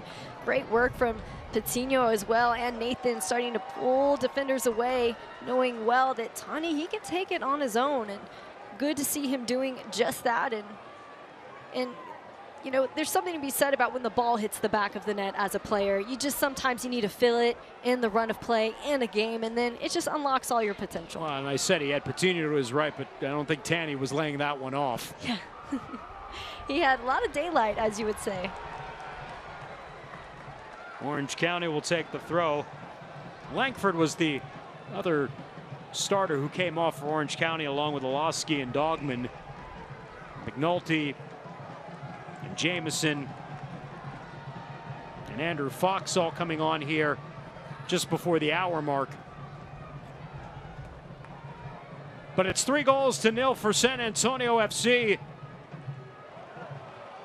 Got an early goal from Nathan, and then add 2 quickly coming out of the locker room in the first quarter hour. So again, it's the starts for San Antonio FC at the start of the game, and then after the halftime whistle, where they've been so good this year. And if you combine those 2 quarter-hour segments, San Antonio has now outscored the opposition 21-12 in the opening quarter hour of the game and the opening quarter hour of the second half.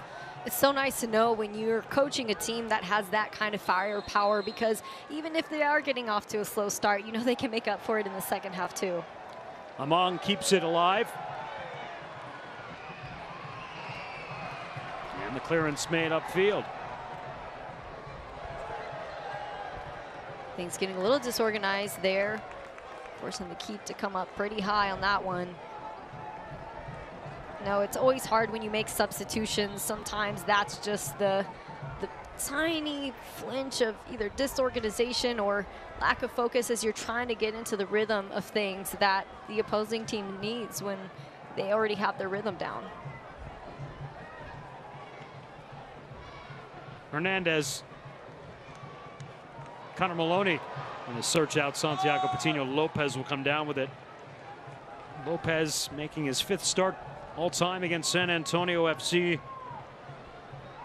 And given up just 5 goals in the previous 4 starts against SAFC, has allowed 3 here tonight.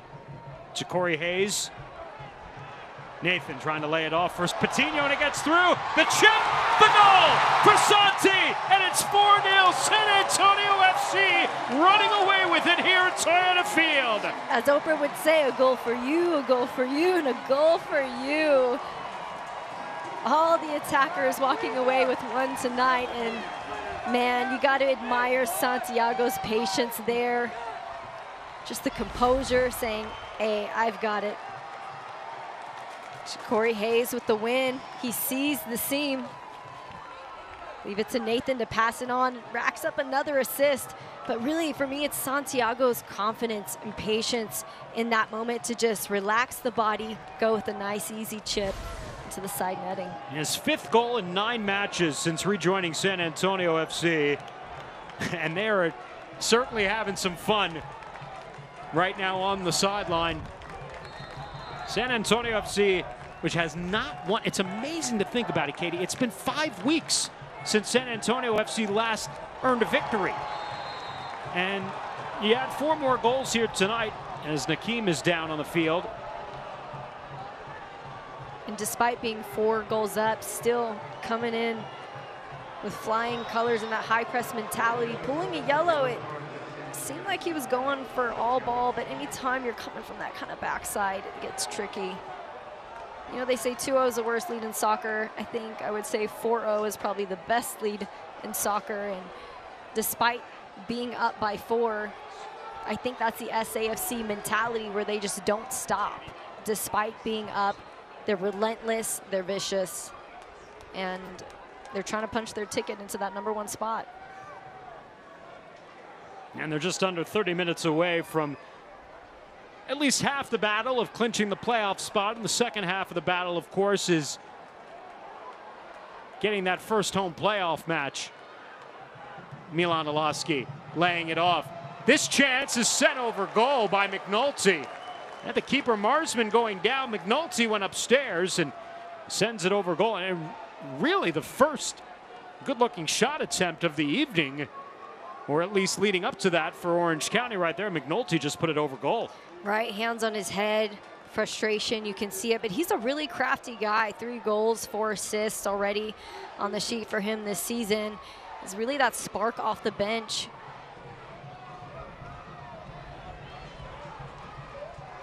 But I think, you know, at this point, Orange County might need a little bit more than a spark.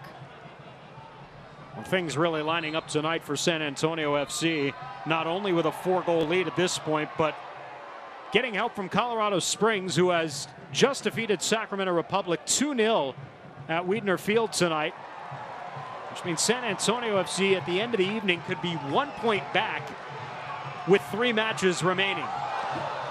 As the strike from Patino is over goal. Still coming through with that relentless effort. And, you know, Kyle Scott for Orange County, he's kind of known to be the guy there in the center of the park that starts to create that transition, starts the high press, but also keeps the back line connected. It's really a very defensive 4-1-4-1 formation. You know, you can see where he's getting kind of caught in the middle there a lot of times with 3 or 4 guys around him. And so what that tells you is, hey, how can we contract and expand a little better? How can we move a little better as a unit, maybe defend from up top? Jameson unable to run that service down as Marsman will get to it. The other side of that, Katie, too, is from San Antonio FC's perspective to the table is that the win here tonight, and regardless of kind of what Phoenix does in their match against El Paso, which is just getting underway, they're looking at being 5 points up at a minimum with overall seed. And so at that point, now you can kind of start to take a look at who's sitting at the bottom of the table and start researching your opponents a little bit. There you go, and got a little bit more to play for in that next game too, you know. And at this point, there's always a lot more to play for in the playoffs, right? But knowing that, hey, we can secure that #1 spot, let's go for it.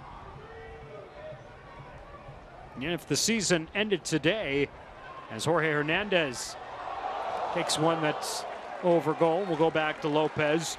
SAFC, well, they would face Oakland Roots, ironically, in the opening round of the playoffs, who was the team they faced in the opening round last season here at Toyota Field. The team that they kicked off the regular season with as well. So it's been quite a bit of time since they've had a chance to go head-to-head. Quite a few games, changes, different players in the mix. It's going to be a different matchup than what you saw in the very beginning. And ironically, that's the team that's next on their schedule. They'll be in Oakland next Saturday night to take on Roots. There's always a storyline. Maybe a first-round playoff preview. Again, no team with a bye this year, as it is a straight 8 teams from both conferences make the playoffs. And the bracket as well is locked in terms of advancement.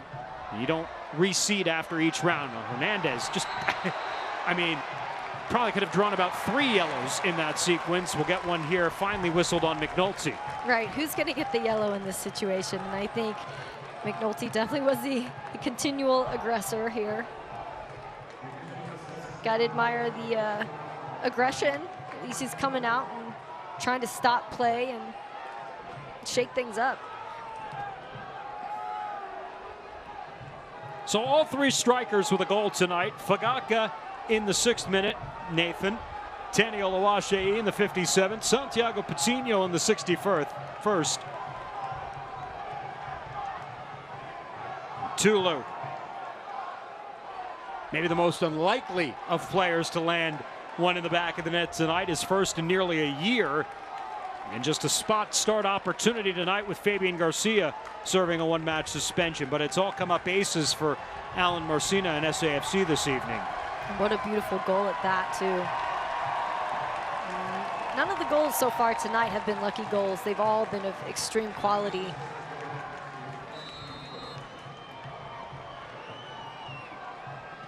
Nathan over goal.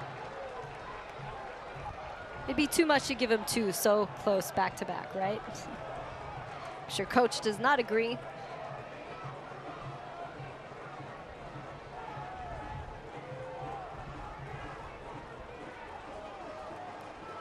Now, in this 6-match winless streak that dates back to the 15th of August, SAFC has played in 3 0-0 draws.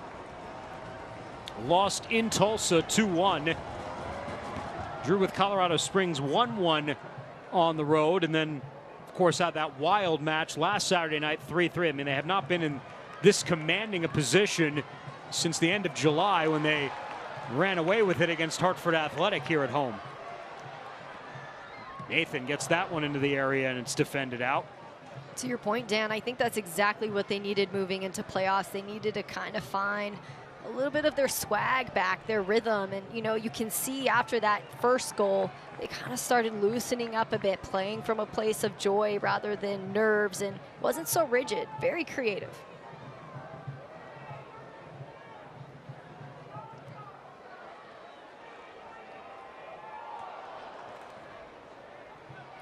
E for effort, and the Maradona there doesn't always work out. I can tell you every time I've ever attempted that in a game, it has not worked, which is why I don't do it. But I think Jorge, he could pull it off. I've seen him do it a couple times. Foul on Connor Maloney.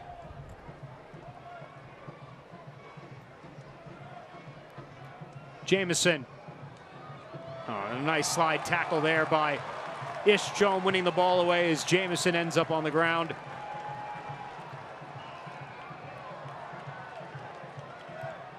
Tricky little backheel pass and leave it to Tani to get wide back open again.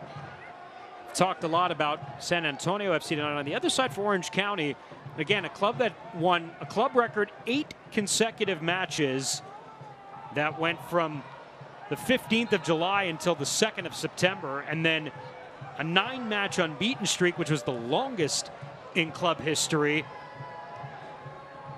So between the two of those, you had to wonder, as you see overall the active streaks tonight. The 8-game winning streak for Orange County, which came to an end a couple of weeks ago, 9-match unbeaten streak, which ended last Saturday night. But you always have to wonder, after that first loss, after a long unbeaten streak, how you bounce back. And I just don't think Orange County from the beginning of the match had the right mindset of being able to put last week's loss against Colorado Springs into their rearview mirror. It just seemed to be overall kind of a flat performance from them tonight.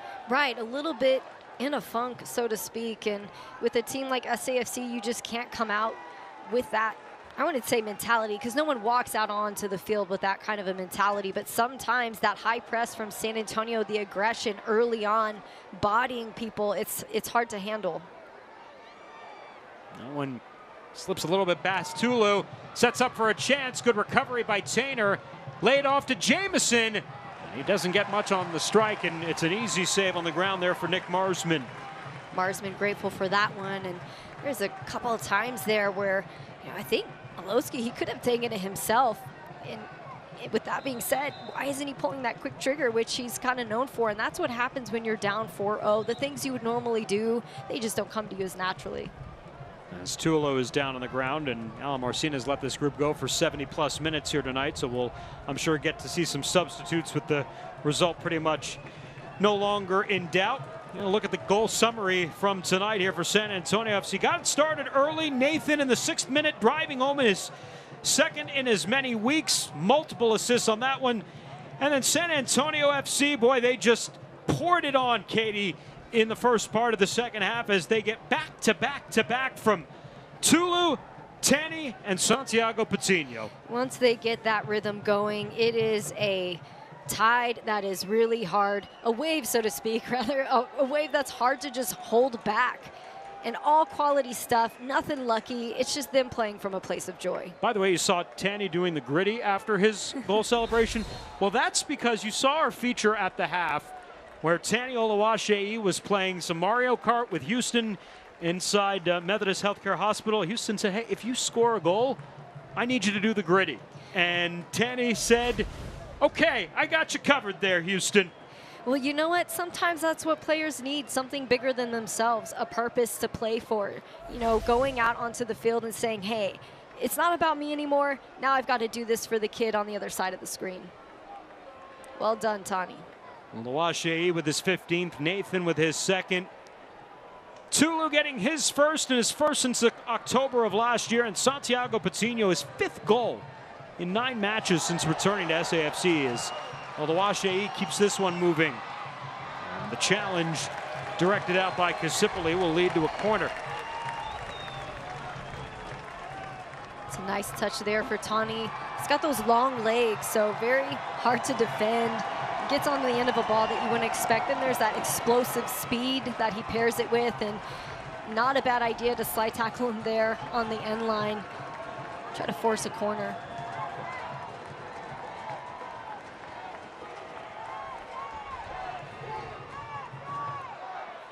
To the back post, and a little push off there from Tani that time will be whistled.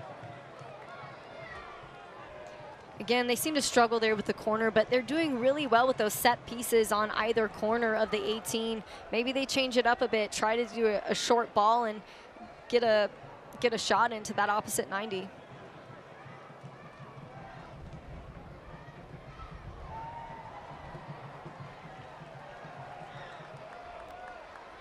Orange County hasn't had a defeat of this magnitude since June the 10th when they lost 4-0 on the road in Colorado Springs.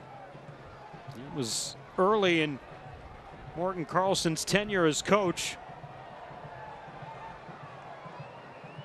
Well, the good news after that was they won their next 3, lost, and then won their next 8. So they went 11-1 after that 4-0 defeat, and maybe this is the one that kind of wakes them up here a little bit, because it was not the performance of a club that has been one of USL's best here over the later part of the summer. As Among puts that one down, Marsman takes it easily. I mean, full agreement with you, Dan. It's a team that's a stingy team to play against, and it just doesn't feel like the same team that we've seen from Orange County. It seems like every time I hear that San Antonio's going to play them, you know it's going to be tough, because they always bring their A game just a little bit off here, and maybe they came in with some confidence saying, hey, we got our loss out of the way, we'll win on the road, and happens to the best of us. But hey, if you're going to lose, better to do it now than in playoffs. And certainly these clubs could see each other right back here on this field again in the postseason.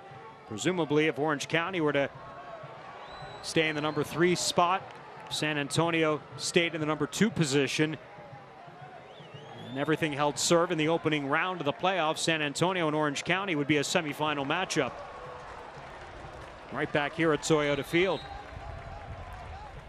Good idea there for Mitch, trying to get into the corner, played in behind, but he had 3 guys parked on the back line there, could have put it into the mix. Big diagonal ball. Again, shoulda, coulda, woulda. So Nathan and Patino will both come out, and Juan Azacar and Ignacio Bailone will both come on. And on the other side, it's Alex Villanueva will come on for Thomas Among here in these final 15 minutes. So another phenomenal night for Nathan and for Santiago Patino, a goal each. And Nathan gets a nice applause as he comes off, and Azacar will come on. 13th appearance of the season for Azacar, and Nacho Bailone with his 25th appearance of the season. Both the most likely substitutions you're going to see at this point in the game when all else is going well, and it's because of the spark that especially Bailone brings. He, Azacar, they work really well together. Definitely a tactic behind that decision, as one would expect. Patino scoring tonight, now tied with Nacho Bailone for 3rd on the club in scoring. Nacho trying to take 3rd by himself, but the flag was up on that run. Getting in and causing trouble early, always a good sign there. He plays his role so well. He does. You got to admire guys who come off the bench and just are able to handle it and turn on the speed, almost like they haven't missed a minute. Wow, Marcina pressing all the right buttons here tonight as he gets a goal from all 3 of his strikers.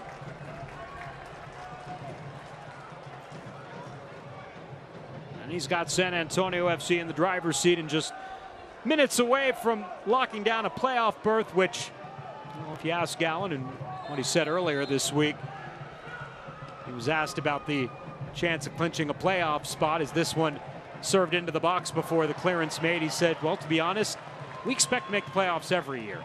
There's no joy and celebration just by making the playoffs, and this will be 4 seasons and 4 playoffs for San Antonio FC, which under Alan Marcina has a .544 winning percentage and has an impressive 61, 21, and 30 record in those 4 years. And with that kind of record, that's just an honest response. I wouldn't even say it's cocky. It's just, hey, proof is in the pudding and in the numbers. We've done it before. Why wouldn't we do it again?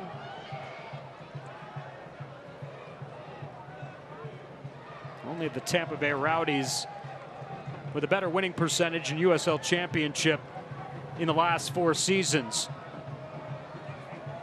Jamison, McNulty, and a save for Marsman. Marsman being tested, but not too much there. And you can see Orange County starting creeping into that attacking third, but they got to bring something a lot different there on those finishing touches.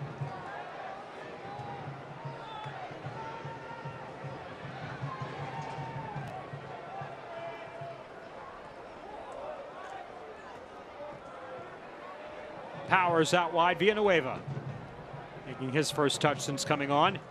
And will make the run into space as Orange County,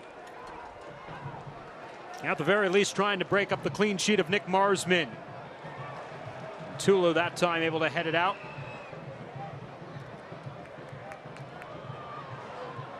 Bailoni, clipped through the middle, and there'll be a caution to Marcus Nakim.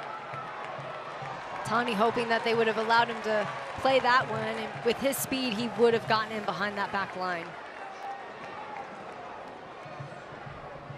And so we told you at the half, Orange County, they're 3rd in USL in yellow cards accumulated. They had none in the first 45 minutes, and that's their 3rd here in the second half. Nakim, Brian Olowski, Seth Kasipli, all going into the books of Gerald Flores.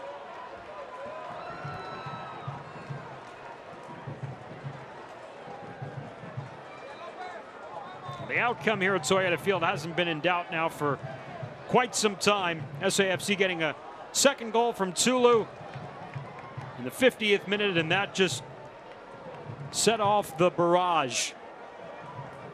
Santiago Patino and Tani Oluwaseyi getting into the scoring act as well. Oluwaseyi ending a 8-match scoring drought. His first goal since the 5th of August in Phoenix.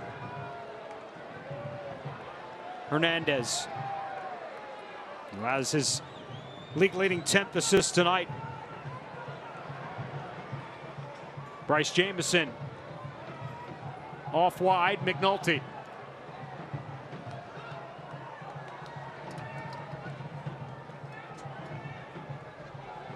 Scott, Villanueva. Into the box, Milan Olaski. Can't believe he couldn't even get that on target. Probably the best opportunity that they've had all night, the build-up, discombobulating the defense. You know, he's kicking himself on that one. San Antonio will make a couple more substitutes. Tova Boni will come on here for Rita Zuhir.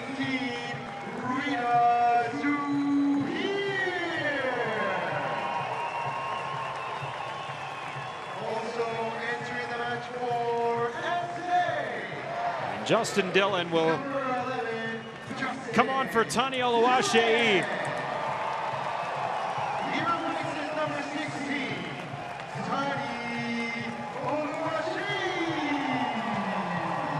Dillon on for the 19th time this season, and that man, good to see him back in the goal column tonight. As you know, SAFC's future success is certainly going to ride on the excellence of Tani Oluwaseyi in the season he's had to this point. It's almost like you wanted to see him continue to play a little bit more because he was really starting to switch on. You could see that fire building there just by the energy he's putting out on the field. It could have possibly been another goal for him, but as you're getting close to the playoffs, you got to remember, hey, we've got to preserve these guys a little bit. Make sure, hey, we can get through playoffs. Rita Zuhair assisting on Oluwaseyi's goal, and Nathan was credited with an assist on Santiago Patino's goal. So another goal assist night for Nathan, and a goal and an assist as well for Tani Oluwaseyi. And a lot of smiles on the bench for San Antonio FC, and that's good to see. Again, there have not been a lot of smiles for this club for the past 6 weeks. That there have not, and it's always good to see. And as I've been saying, like, players play differently when they're playing from a place of joy. Dylan off his back foot, gets it back from Bailon. They just get Dylan! But they put the flag up, and Dylan's goal is waved off. So unlucky there for Dylan. Right place at the right time. And it would have been just like the way the game is going tonight, with everyone getting a goal.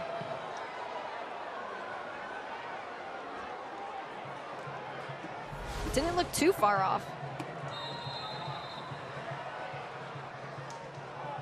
Oh, Mitchell Tainter picking up an unnecessary yellow here in the 85th minute, and the reason that's unnecessary is because he was sitting on a one-match suspension for card accumulation, and that is going to rack it up right there. And that's a costly yellow when you're about to go on the road. And Mitchell Tainter is going to be unavailable next Saturday night when SAFC plays away in Oakland. Unnecessary, and, you know, even had there not been an accumulation of cards, you really want to save those moments for when you really have to stop run of play, and it just didn't need to happen. That's my point. It's 4-0. I mean, there's very little in terms of the outcome of the match, and a rare mental mistake you don't expect from players like Tainter, as this will be awarded a corner to Orange County. So overall, Tainter, that's his 7th caution of the season, had 1 rescinded, and so he'll serve that 1-match suspension next Saturday night in Oakland. So they'll get Fabian Garcia back, they'll lose Mitchell Tainter, and it looks like Tulu just won himself another start, Katie. I was going to say, they've got plenty of people to choose from, and that was done by design, no doubt. Tulu just having an outstanding game, and he's had great games every time he's come in. It's just the competition here at SAFC is some next level stuff.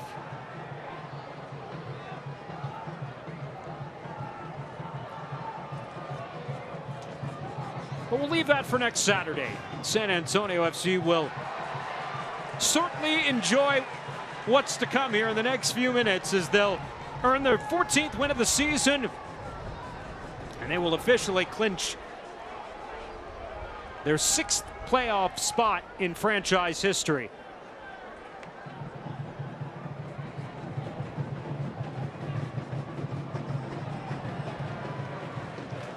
As this one over the head of Bryce Jameson, back to Nick Marsman. SAFC, a playoff participant in 2017, losing in the conference semifinal in penalties to OKC Energy FC. It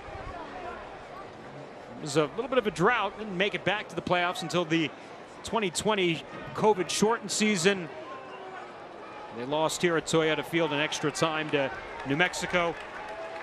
2021, they took a further step, getting all the way to the Western Conference final, where they fell to this Orange County club in penalties 5-3, and then making the ultimate journey in the final step a year ago, capturing their first star and first championship with a 3-1 win over Louisville City on this very field.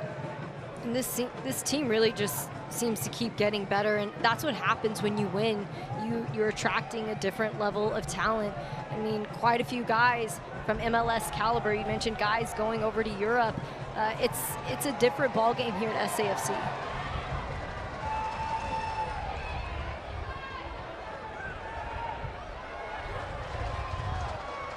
Lopez scooped that one up.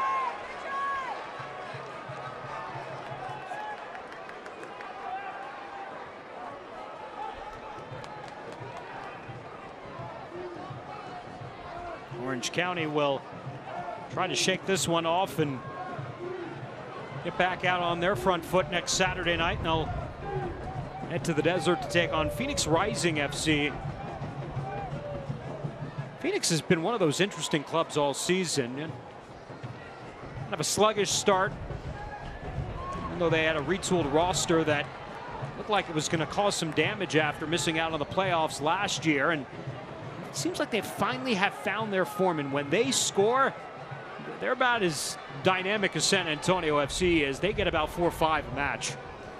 Right, and the quality of the teams in this league, I mean, 5 or 6 who could take this championship easily. And, you know, I think it comes down to the teams who play best under pressure. Playoffs, they're different. Dylan, back post. Almost chipped that one in off the bounce there.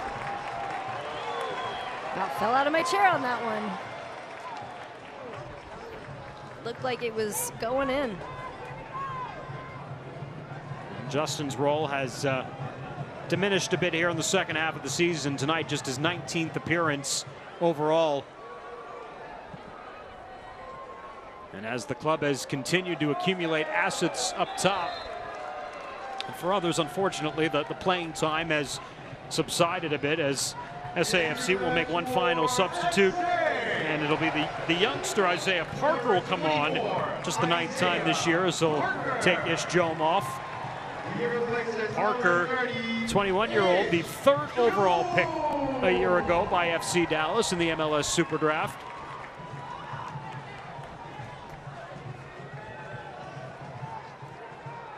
It's always hard as a young player being drafted so high, all the expectations, your name is already circled on the sheet before you even really get a chance to come in and play in the pros. And so sometimes it takes a little bit of time to really warm up and find your rhythm.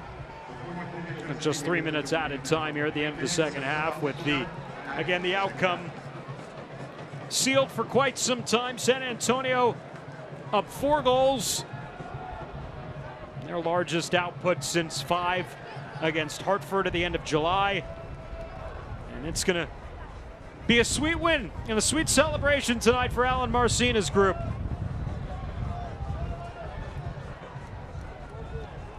You can see Orange County, they're done. They're over it. And I would be too, I understand. But it would still be something to maybe get 1 goal in the mix, right? Not leave tonight without throwing a dart of your own. Well, their response will be one to monitor here over the next couple of weeks as we come to the conclusion of the regular season. How results like this affect their mentality moving forward.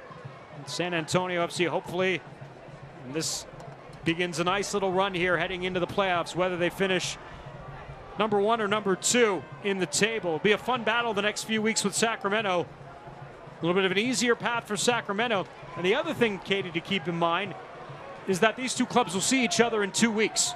San Antonio and Orange County once again in Southern California. That can hurt you or help you. And a lot of it depends on what you take away from this game and if you're able to execute that in practice.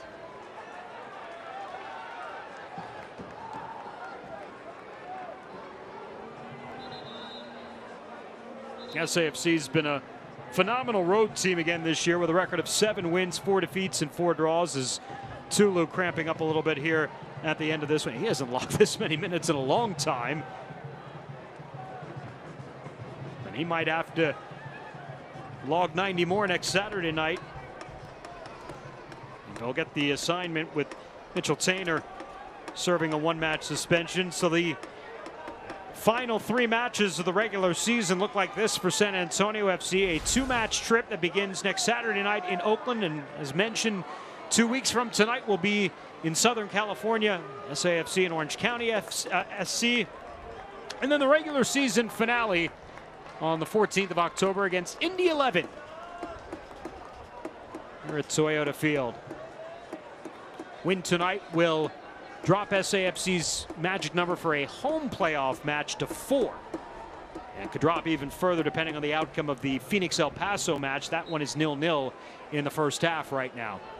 Always helpful to have that very last match at home, just that home field advantage. And then say you do make it into playoffs, which they obviously will, and you get that first playoff game at home. Hey, that's 2 games right there at home. One last run here for Orange County to close out the night. Jamison will take the throw.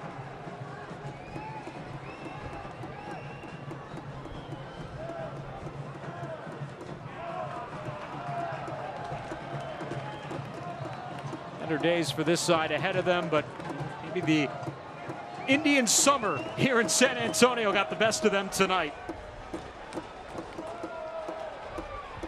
As it'll be back to Nick Marsman to close out the evening.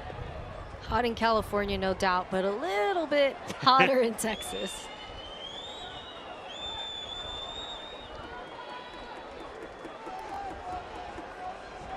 Nick Marsman will pick up his first win in his second match since joining the club, and moments away from securing the clean sheet too, which will be the 10th this season for SAFC. San Antonio FC head into the playoffs 4 years under Alan Marcina. They've advanced to the postseason in all 4 years. 4-0 the final tonight. San Antonio FC a winner at home over Orange County SC. Huge win.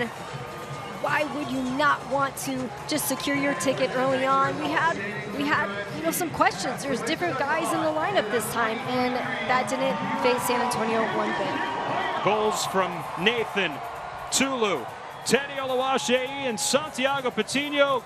Goal and an assist for Nathan and Tani Oluwaseyi, and Jorge Hernandez etches his name into the record books tonight.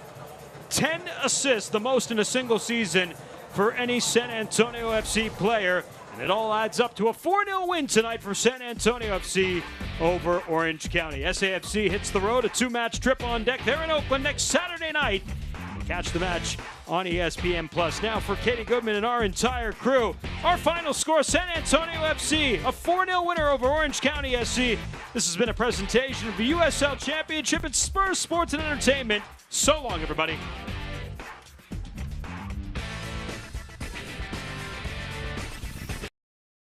Dear wildlife, when we were young, you served us well. But times have changed, and so have we. And today, we're taking on a whole new world of adventure. We're still enjoying the wildlife. It's just a different kind. Right now, get $1,000 bonus cash on a new rugged 2023 Tundra Special Edition. Hurry in today. Toyota, let's go places.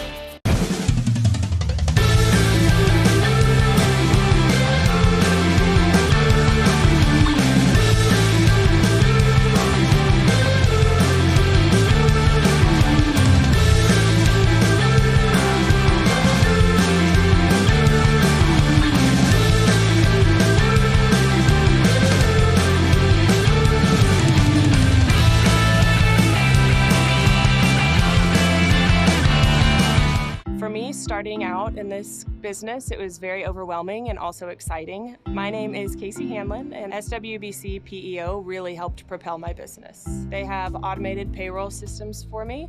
They helped create my employee handbook, and they have over 45 experts that know how to handle just about anything employee related. I could not have one person do the job that SWBC PEO does for us. Our partnership is not just business, it's a relationship.